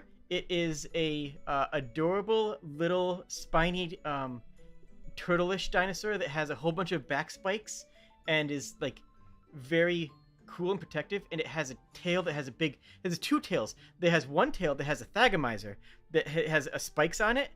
Fun fact, Thagomizer is actually named by the guy who does the Farside comics, because they described the spiky bits in the back of a Stegosaurus's tail as being as a Thagomizer because it killed a caveman named Thag.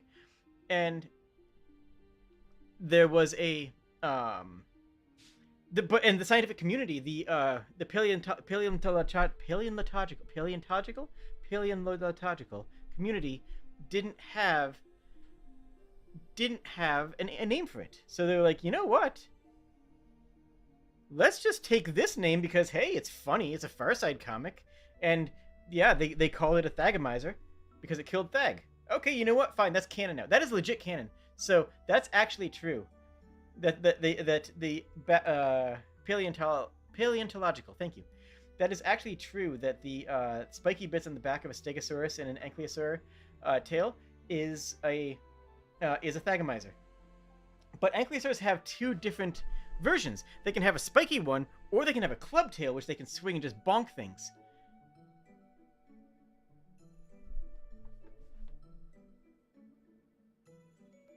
So my answer is the Ankylosaur.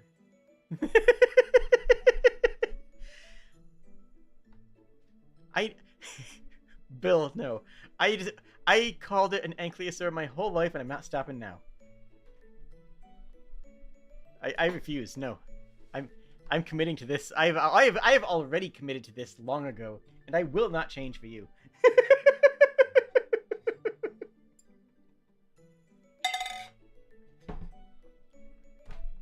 Who here likes Final Fantasy IX in the chat? Shout out to Final Fantasy IX, alright?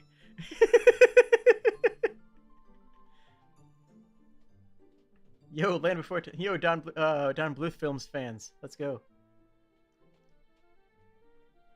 But yes, Ankylosaur is correct. Ankylosaur is how I pronounce it. Deal with it. We had a dinosaur book in kindergarten. Oh, fun fact! Fun fact! You want to know how old I am? One of the books I had growing up predates the discovery that birds are related to dinosaurs. This is true. One of the books I had growing up says that the closest relatives to dinosaurs are lizards and turtles. Like, it says that in text right there, and it's just like, no. That's extremely out of date. But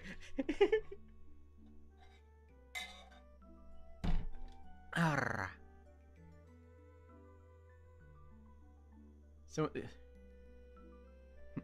third grade is the last time someone asked you your favorite dinosaur? Yeah, that you deserve. Like that's it's a good question to have. Can you have a stream of Jade talking about dinosaurs for 1 to 3 hours? Absolutely, that can happen. That can absolutely happen. 8 was your favorite? Okay, are you trolling? 11's your most hated? Hold on, where's the ban button? No, I'm kidding, I'm kidding. To be fair, I also hate 11. Exactly, I hate 11 exactly as much as I love it. Also play JRPGs with your partners.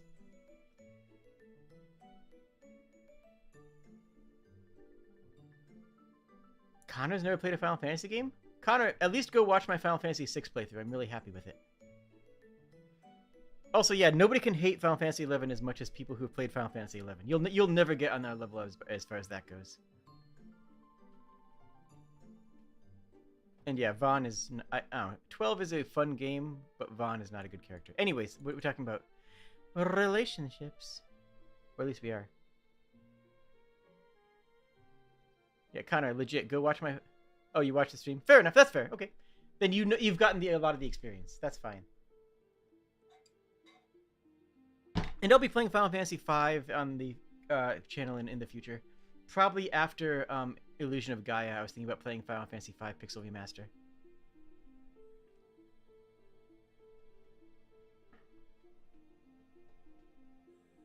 Yeah. Anybody who hasn't played Final Fantasy XI cannot hate it as much as people who played it a lot. Jade, Final Fantasy XI when? I would not be opposed to this. My answer for that, genuinely, honestly, genuinely, is I will stream Final Fantasy XI the next time that it's in the media cycle. The next time that Final Fantasy XI is actually culturally relevant, then I wouldn't be... I could play it. I could stream it. You'll static with me, nice. Trust me, no, like, I would have an instant static. It would, I mean, you, Jack Shadows, Blue Elf, like, we would have an immediate static. Like, we could, I mean, we would have a team.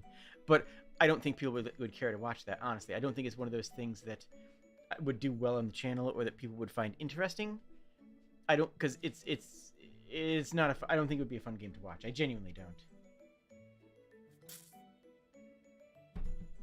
I could be wrong. I don't know. We talk about the relationships between protons and electrons. They love each other so much, but they can never touch each other. It's tragic. It's beautiful tragedy. It's a extremely short distance relationship depending on the status of the electron crowd? Yeah, it's a crowd of electrons. You know what? That checks out true. Cheers, Jerry. I hope you have a wonderful evening. 11 is one of those experiences that you have that you regret happening, but you can never see yourself not having it. So I see that you played it a lot. Yeah, that's fair. Our final place would be the worst content. Yeah, I would. Yeah, let's do it. You can't touch anything either if we can't. Yo, Connor. I don't know. Let's not get into that. That's getting into like weird jank things.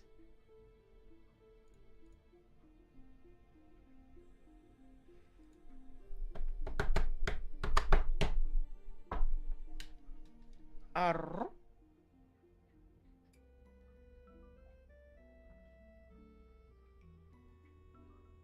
Ah. Chains of Promethea, one of Square Enix's best storylines. The hottest take. I guess, is that a hotter take than Final Fantasy V is about being transgender? I don't know, maybe. You're right, I should be playing with my koosh ball. Let me grab that.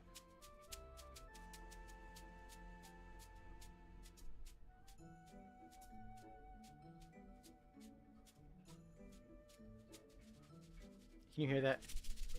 I don't know if you can hear that. Okay, what are we talking about? The only way to get back to relationship is by somebody asking me a question. As far as stimulation toys on my desk that I play with while streaming, is I have a koosh ball. It's an XL koosh ball that I've had literally since the 90s. This thing is literally unironically retro. It is, yeah. This is an XL koosh ball. I also have some little pieces of what is this? It's a silicone rope. What it is? It's just a little piece of silicone cording that just feels squishy that I play with. I have a couple of stress balls. I also have Chatacorn right nearby. Chatacorn's like right over there. Chatacorn is a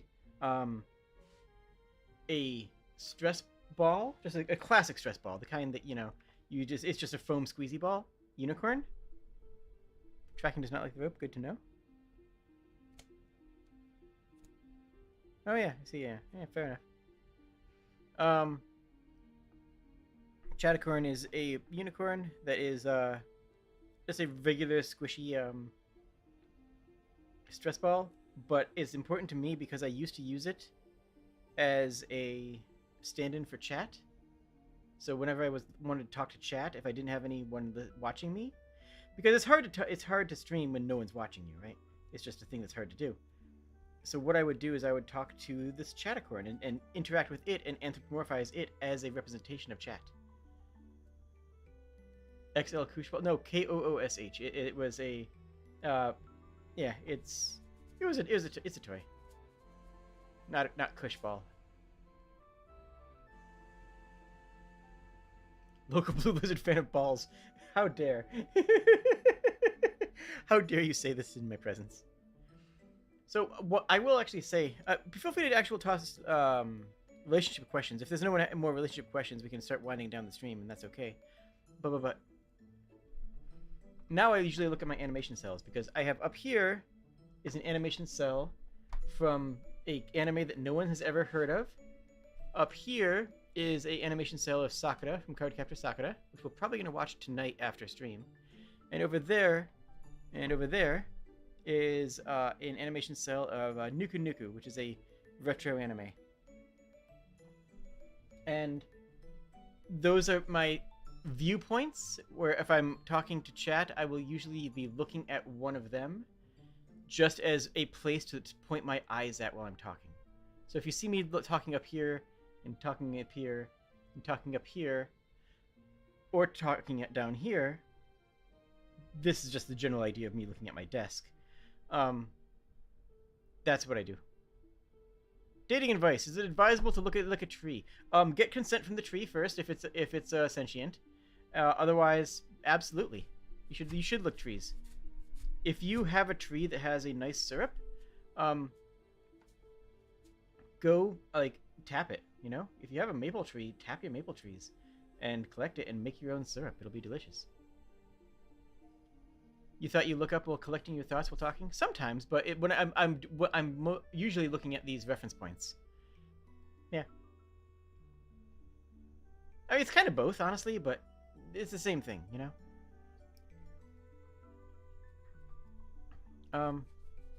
That's the most Canadian thief. Tuzzy.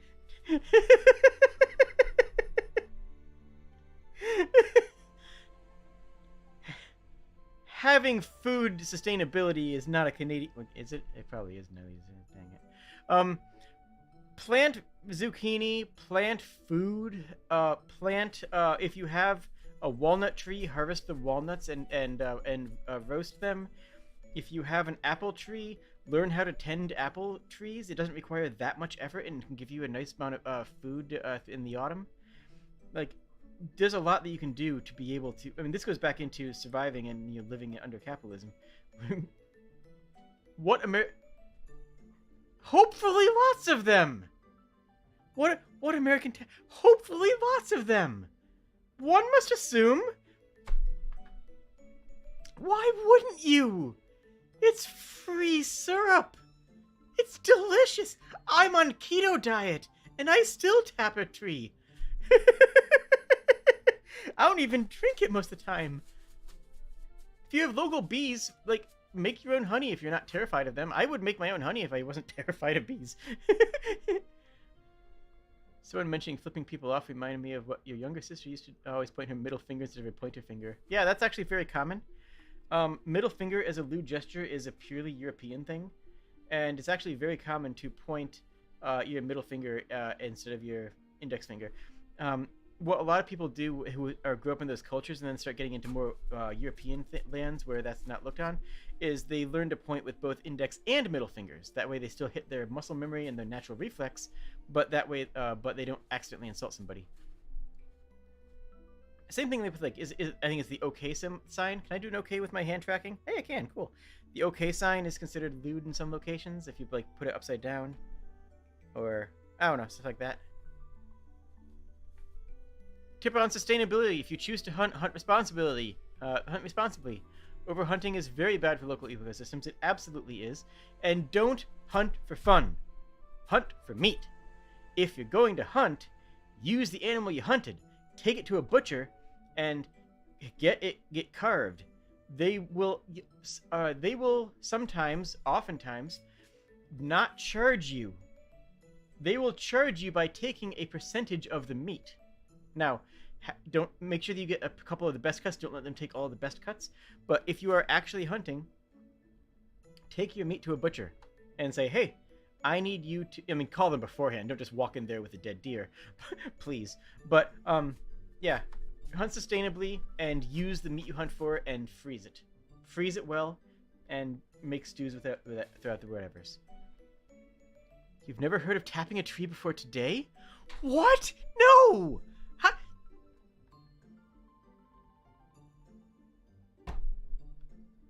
Okay. Fine. Okay. I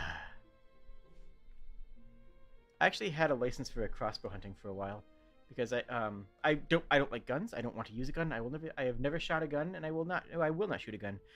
And I can't draw a regular bow with my shoulder because I have a bad rotator cuff. My shoulder occasionally just falls out of socket. So I actually had a crossbow license for a little while, which you actually have to have a doctor's permission to get. Never really did any real hunting though, just mostly target practice. I got the license just because I wanted it, but I never actually went proper hunting with it. I did more paintball than going out on hunting trips. Someone mentioned flipping people off, and that reminded you when you were younger. Yeah, we already discussed that. Oh, especially when reading words in books. Yeah, I mean, that's fine. There's nothing wrong with that.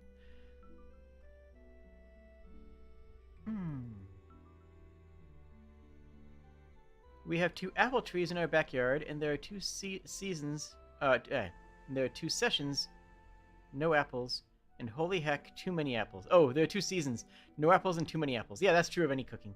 But the thing is, there are absolutely ways to, like, preserve that, you know? If you make apple butter or apple jam, you can preserve that for months.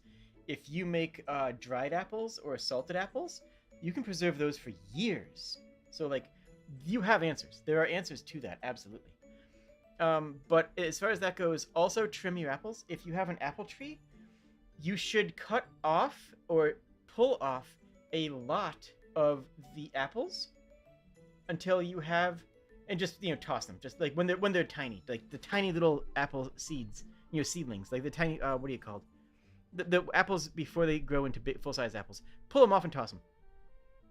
Pull them off and toss them.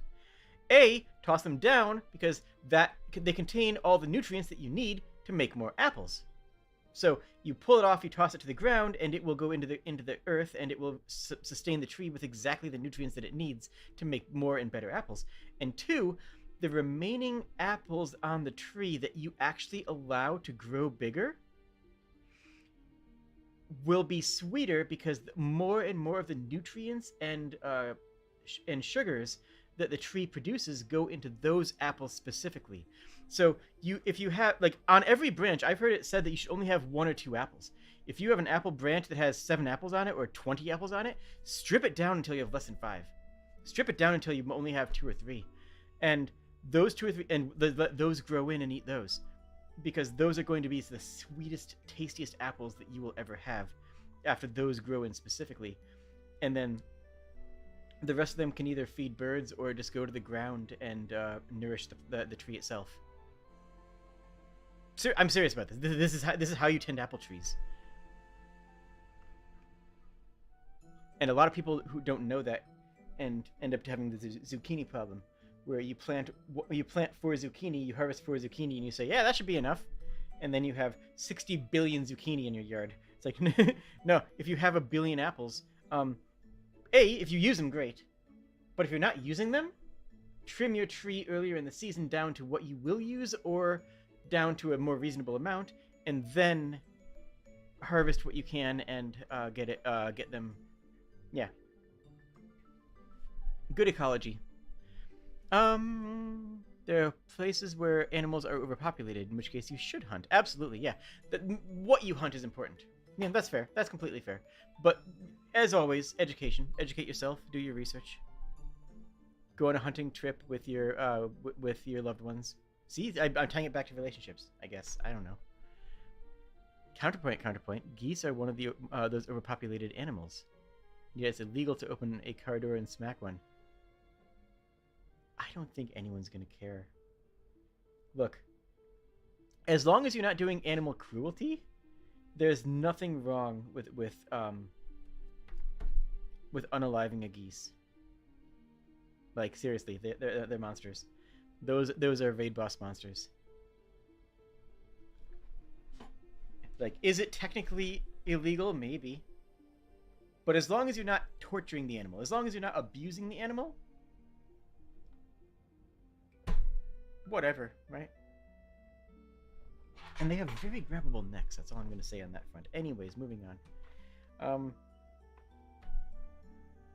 Your grandfather took sisters hunting once, but he won't take you because you're too hyperactive. That's interesting. You do need to be calm for hunting, like, but similar to fishing in that regard. But, that's just kind of one of those it is what it is sort of situations, right? Like, hopefully you find other ways to spend time with your grandfather while they're still around. I recently ran out of grandparents. I just remembered one day a month ago in the morning before school, you had a deer in the backyard eating rotten apples. Nice. Be careful, though. This is true. A deer who's eating apples that have fallen off the tree and have rotted slightly actually can get drunk. That's true. You can have drunk deer, and drunk deer will run into things and crash into, like, sliding glass doors and stuff.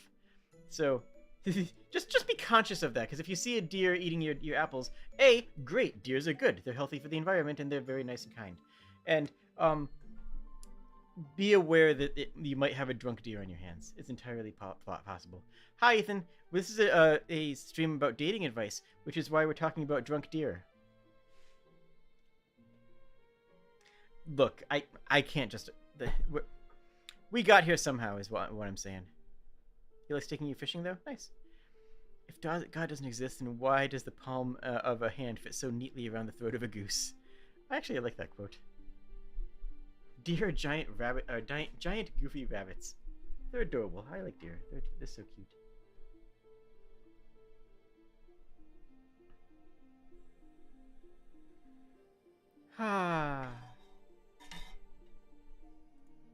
Is my time point on? Yeah, okay. I think we're probably going to head to the Discord and watch some Cardcaptor Sakura. Unless people have more questions and more ideas. Which I'm, please do, please. I'm glad to keep going. Fishing would be a good date if you both have the whole day free. Yeah, I mean, absolutely. And then you could eat it for dinner. If you're fishing something that's edible, then yeah, by all means. Now, keep in mind that, again, that's only if your partner wants to do that. Some people might not want to do that. I mean, that's one of those communication things, right?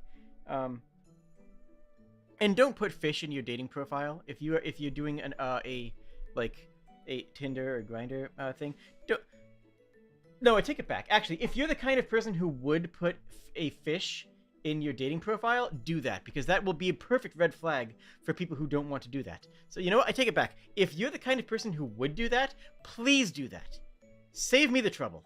If you if you are the kind of person who would put a fishing catch in your dating profile, make that you just put that out there. Just let people know at the beginning. That's all I'm saying, okay?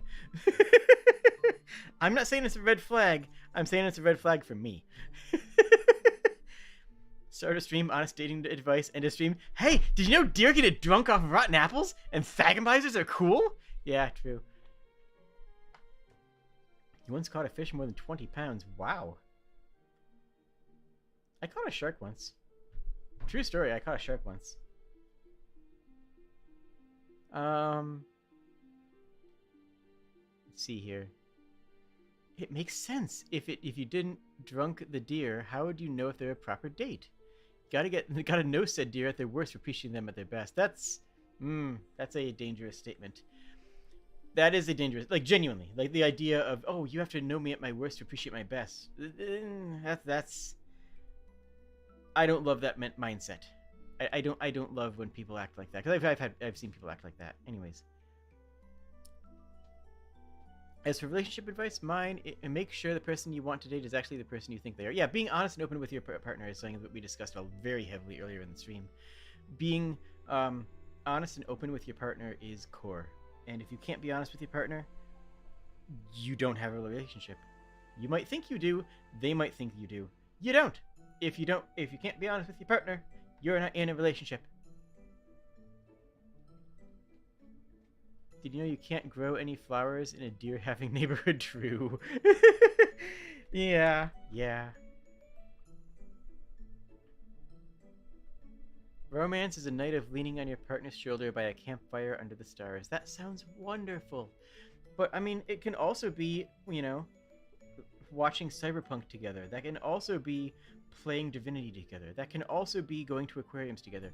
That is a fantastic gesture.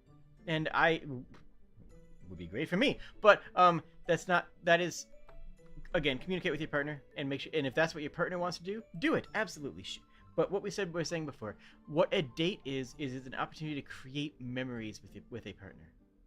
It's an opportunity to do things and create memories together. And that's valuable. That's meaningful. And that can be anything. That can be anything that creates a memory and creates communication between both of you. I like how we're alternating between dating advice and talking about fish now. This is actually fantastic. Unironically, I like this. He once caught the biggest fish on a fishing trip. It was a bluegill. Oh, really? You caught a tuna? Wow. You were using crickets?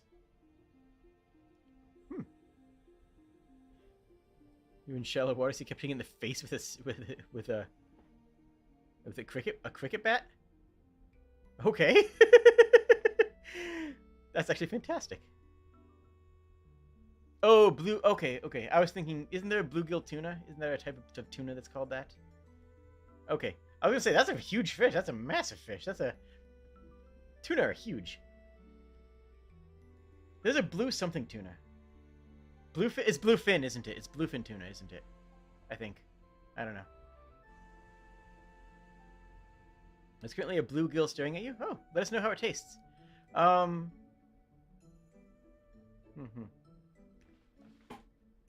of the coolest knives I have is a fish filleting knife.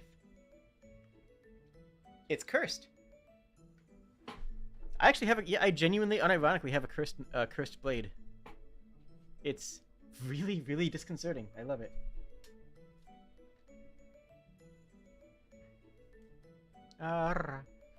Remember, talking in a deeper or more dusked voice allows for more interesting conversations.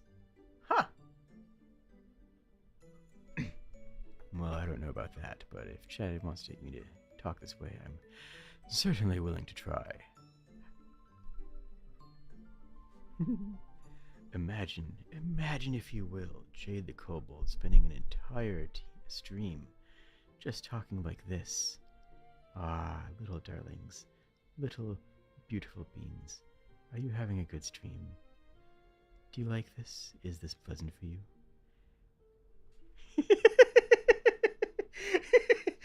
I can't maintain that because my laugh ruins it. It's just...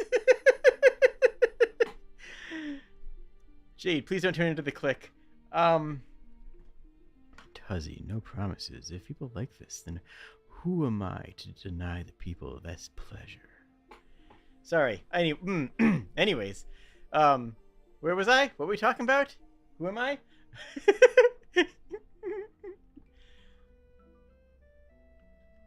How cursed? So it's a seeking blade, which means that the blade wants to be used. It wants to cut. If you have it in your hand, then you will naturally just gravitate. I will never hand it to somebody without handing them a piece of paper as well. And even people who don't believe it, even people who don't accept it, even people who don't like fidget or anything, will just not even realizing it and say, I'm not going to cut anything with this. I'm like, okay, just hold this and just in case. Will just casually, not realizing it, start cutting things. Start cutting paper. Start running it against like a napkin or against a tabletop.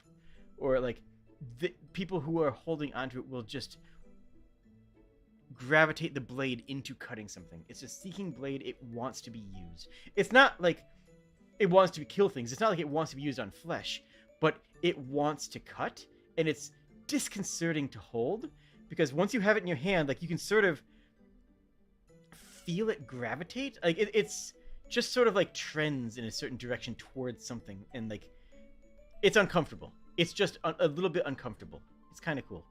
It desires to cut. It desires to be used, and that's usually either. I mean, it's made for. It's a fillet knife for cutting fish, but like one time, just someone just took that and they started cutting a bag of chips into ribbons, and I asked, "What are you doing?" And they looked down and said, "Wait, was I doing that?" And I'm just like, "Who do you think was doing that? Who do you think was doing that?" No, it's more ethereal than just blade weight. It's not. It's actually very back-weighted. The blade has almost no weight. The blade is feather thin. It's a really nice finished blade, one of a kind, with a hand-carved ram's head on the hilt. That's not. It's not blade weight. I assure you. It's the blade. The weight of this is inside the hilt. Like the center of balance is halfway back on the hilt because it's a fillet knife. It's supposed to be, It's a Boy Scout. I don't think it's anything spiritual. I think it just is a generic curse. It's just a general cursed item. It's not like that impressive. It really isn't that impressive. It's just something that when it's in the hands of anybody, the blade wants to guide you into using it. That's all. It's not as dangerous. It's not like that it seeks blood or anything like that. No, it just generally maneuvers itself into, yeah. You as a Click fan see this is an absolute win? Oh, well, I'm glad to hear that. I can go lower than that. Oh, I need some more water first. Well, I'm certainly glad to offer you this opportunity to listen to this. Because, well, it can be fun for... it can be fun for both of us. We can both have fun together. Tell me, do you like to have fun? Okay, that sounds almost creepy. Is that creepy? I think I crossed the line for there from sultry into creepy. Probably don't want to go in that direction.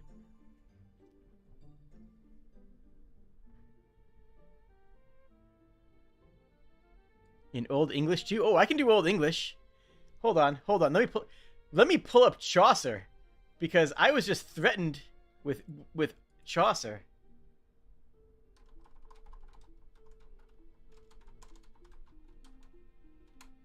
Actually, that's Middle English, isn't it? Is that Middle or Old? I forget.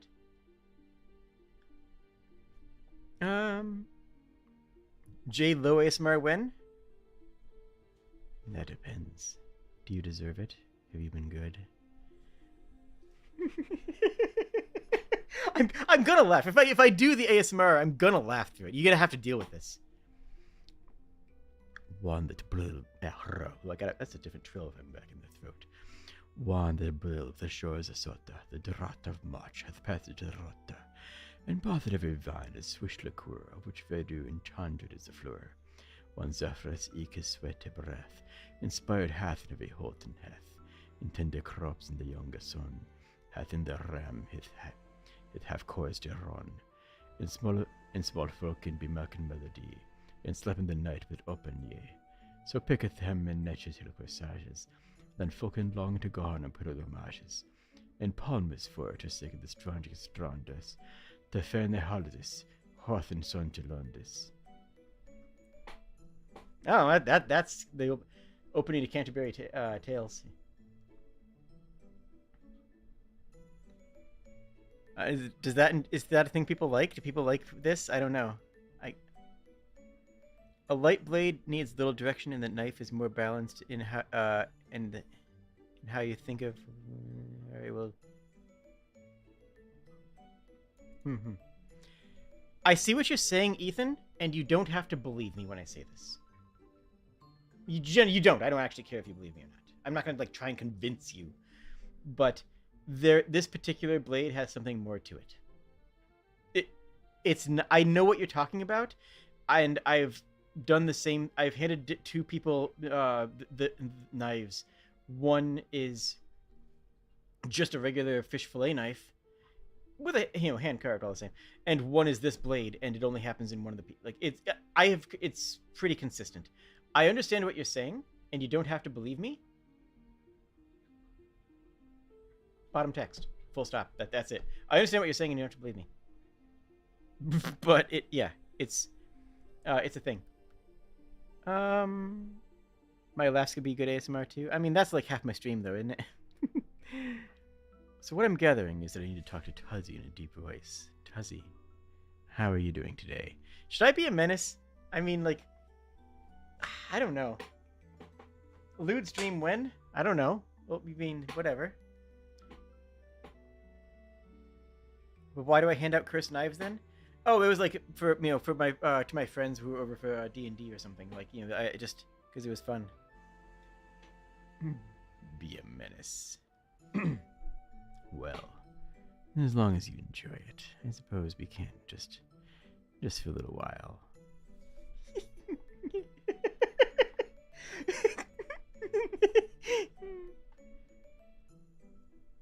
Bully me, Jade. Wow. Okay. Are we going in this direction? Is this what the stream's turned into? I mean, is this where we want to go? I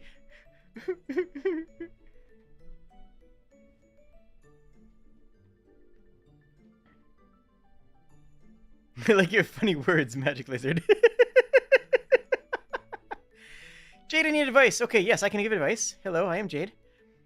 There is a knife that you want, but it costs more than you should be spending. But your knife broke and you really want it. There's a theory about economics called boots theory. And that is that somebody who is decently well off will buy a nice pair of boots. And those pair of boots will last them season after season, year after year, and possibly up to a decade, possibly more. Because they bought really good quality Gore-Tex, reinforced, steel toe, whatever type boots that are really well made. Somebody else, who's poor, buys a cheap pair of boots because that's all they can afford. 2 years pass, 3 years pass maybe. The cheap boots never were comfortable and already have a hole in them. The cheap boots need to be replaced. The person who bought the cheap boots might need to buy 2, maybe 3, sometimes 4 pairs of boots, whereas the person who bought the good quality boots only needed to buy 1 pair. And if it's going to last your whole life, like you're saying, it's worth it. It's worth it. Buy it once. There's an entire subreddit devoted to buy it for life that give advice on what you should be buying even on a budget. But yeah, if you can afford something that's going to last longer, it'll probably be worth it in the long run. The two things that I will always say spend extra on are shoes and seating. For example, I'm currently wearing some really high quality handcrafted moccasins because they're incredibly comfortable, and I intend to wear these for several years. And my chair is a secret lab chair. So I have a secret labs chair because I sit in my chair so long. One of the big important things to do when you and then consider this is how long are you going to be, how often do you use the item? If you use the knife once a month, the cheap one's going to be fine. Or honestly, if you want a really good answer, if you get a razor cutter. Because razor blades, you can get a billion, you can get 100 razor blades for like $50, or for like, less than that, probably like $30. And a simple razor cutter opens and closes, and it'll last you for 100 years. But as far as that goes, if you want a really nice knife and it's going to last you your whole life, it's worth it. Buy it. It's just going to be worth it. And yeah, some things you can get cheap. I spend a lot of money on controllers because guess what? I'm a streamer, and I'm going to make use out of these. I'm going to get every inch out of this controller's life. I spent way too much on my microphone. My microphone is a $400 microphone. This is a actual professional recording studio microphone. Like, seriously, I'm not even kidding about that. This thing right here is worth a lot of money. Why did I spend that much money on it? Because A, I'm committed to streaming. I plan on doing this until I can make a career out of it, and I plan on making a career out of it. B, I'm trying to get into voice acting, so I want to have a proper recording mic. And C, I happen to have enough money that when I bought it, so this is how I wanted to spend it. That's can be good enough reason sometime. But this microphone is going to last me for the rest of my life, guaranteed. If you're streaming, streamers don't need to have a bloody Shure SM7B for casual streaming. Like, hot take Blue Yeti's fine. Like, is it the best mic in the world? No. Is it the best mic for its price? Honestly, no. Is it a good mic? Yeah, it's fine. It's a good mic. It's a good mic. Absolutely. Yeah. Buy within your means, but buy with an eye towards quality. And, okay, I'm pretty sure that this is available in most regions, but if you can buy off of AliExpress, hashtag not sponsored, but for cheap stuff, do it. AliExpress is an import company that imports from China, from Shenzhen specifically, and they sell a whole bunch of stuff. And a lot of stuff that you find in stores are just on AliExpress. And I looked up trowel, gardening tools, and the ones on AliExpress were literally, unironically, $2 free shipping. Free intercontinental shipping. The ones I saw at my local garden store, which is actually the closest store to me. That's like actually the closest store to me is that garden store. The ones in my local garden store, $20. Literally the same thing. Like, actually the same product. Genuinely the exact same product, except some company took it, put their label on it, and sold it through a distributor to a store. If you can buy through AliExpress, it genuinely is worth it. Like, if you don't need high quality, if you need high quality, buy it for life. Find the product that's going to last forever. If you don't need high quality, get it off AliExpress, because if you don't need high quality and you just need a product and you don't mind waiting a couple weeks for it, why wouldn't you? I mean, I bought some pins off of AliExpress, and they literally cost me like 40 cents a piece. Heck, my keychain merch, which is still available. By the way, no one's actually bought anything off of the what is it, Foursquare? Fourth Wall, yeah.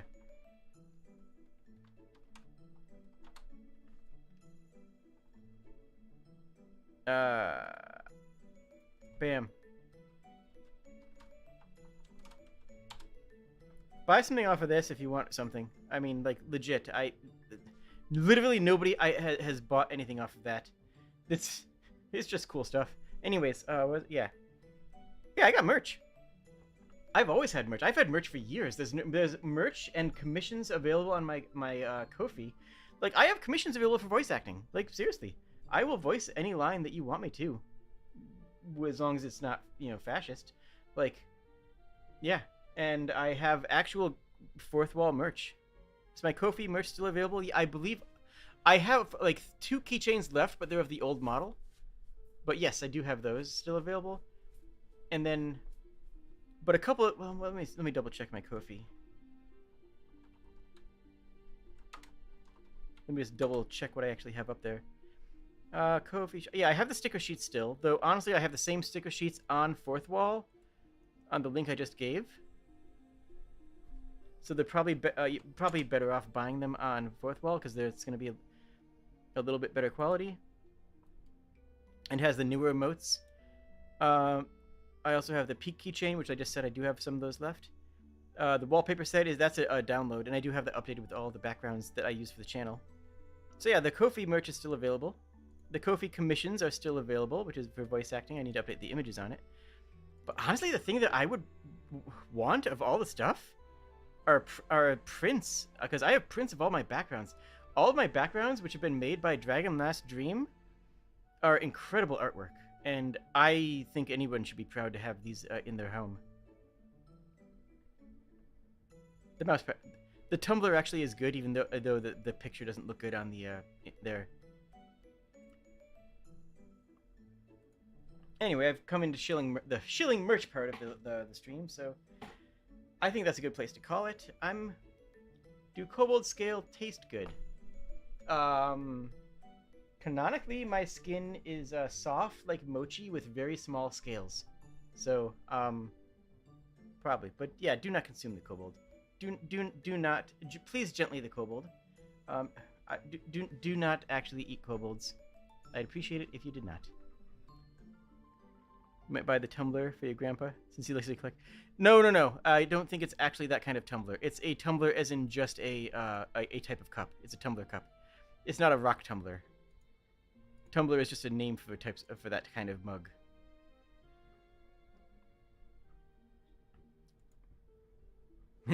Do not the Kobold. Please gently the Kobold.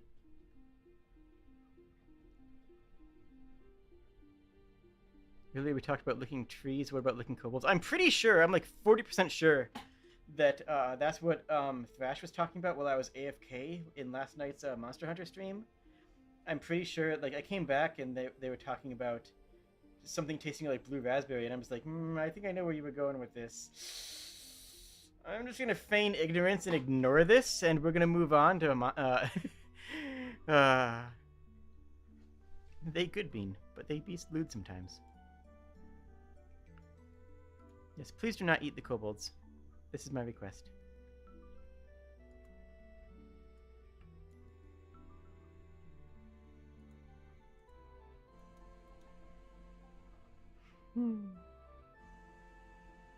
Let's see here.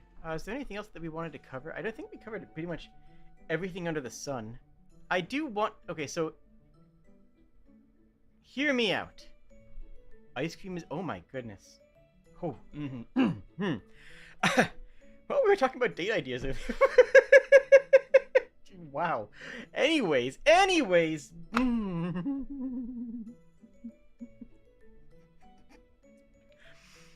and water. I should have some water.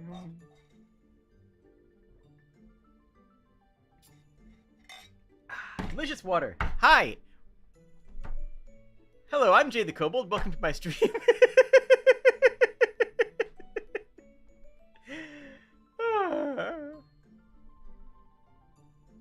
What was I talking about? I may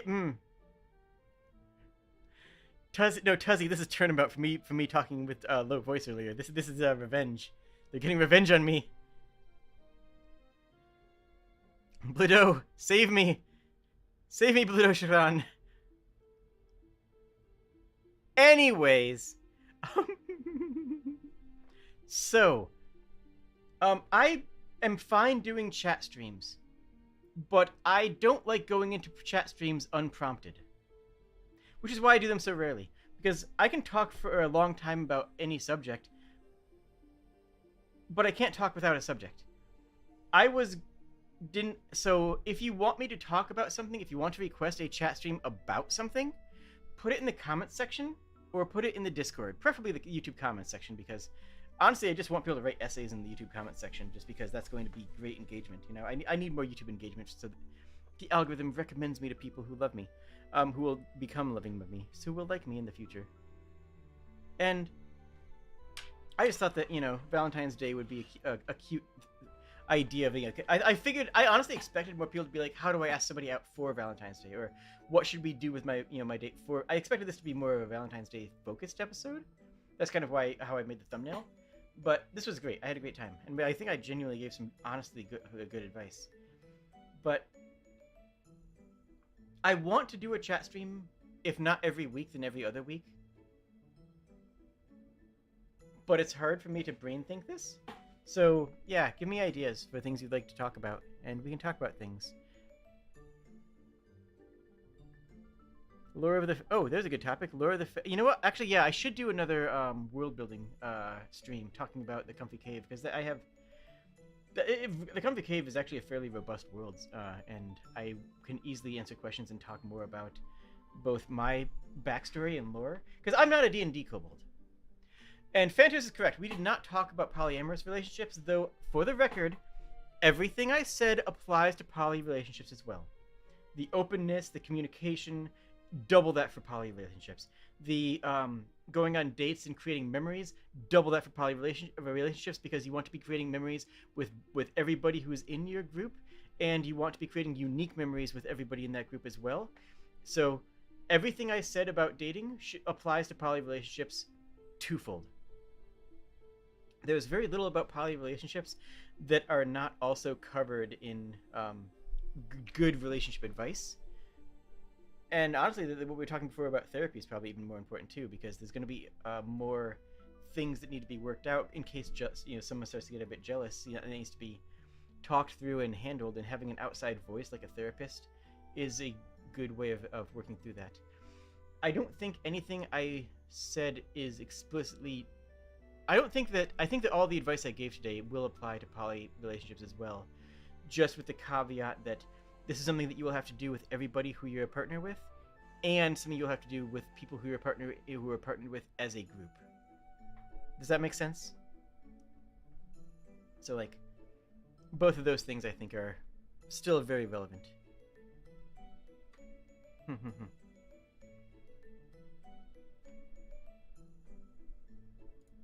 I don't think, yeah. Yep. Okay, good confirmation. Yeah, so I think that's about it for the stream. I'm gonna vibe for a while, then I'll hang out in the Discord later if anyone wants to hang out. Yeah, feed me ideas for chat streams, and we can do more stuff like this. And maybe, and I do think that next week we can do a lore stream, because a lore stream talking about the Comfy Cave and the surrounding world around it, it actually sounds like a lot of fun. I would be into that. And yeah, I am not a D&D kobold. I'm not even a draconic kobold.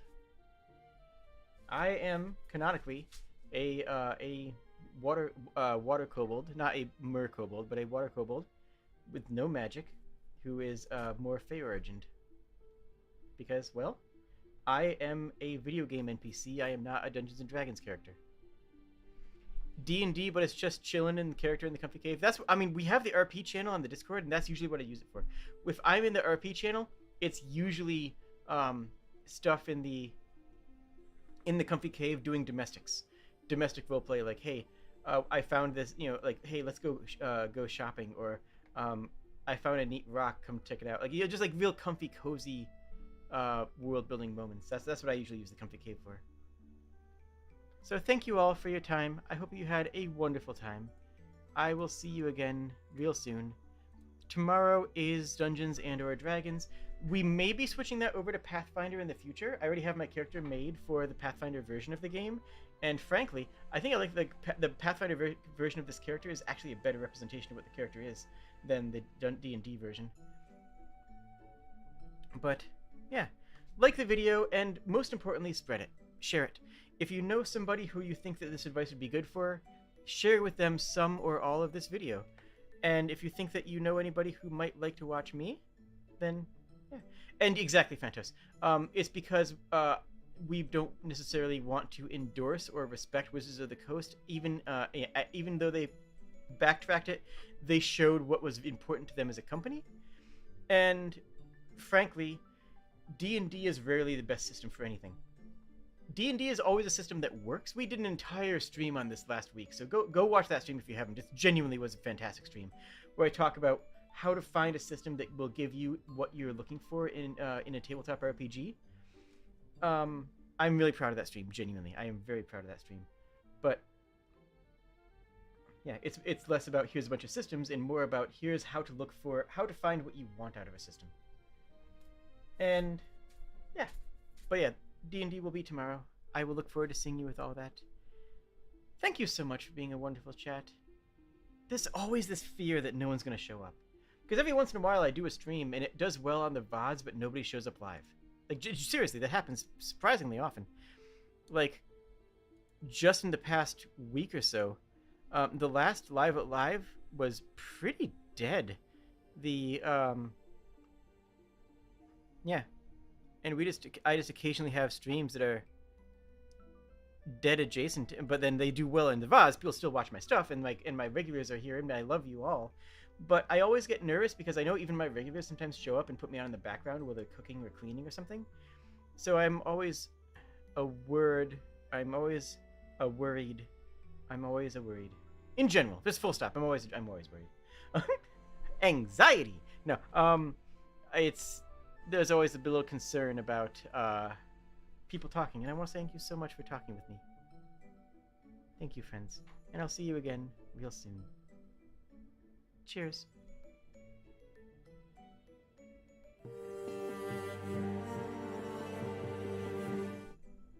I love you.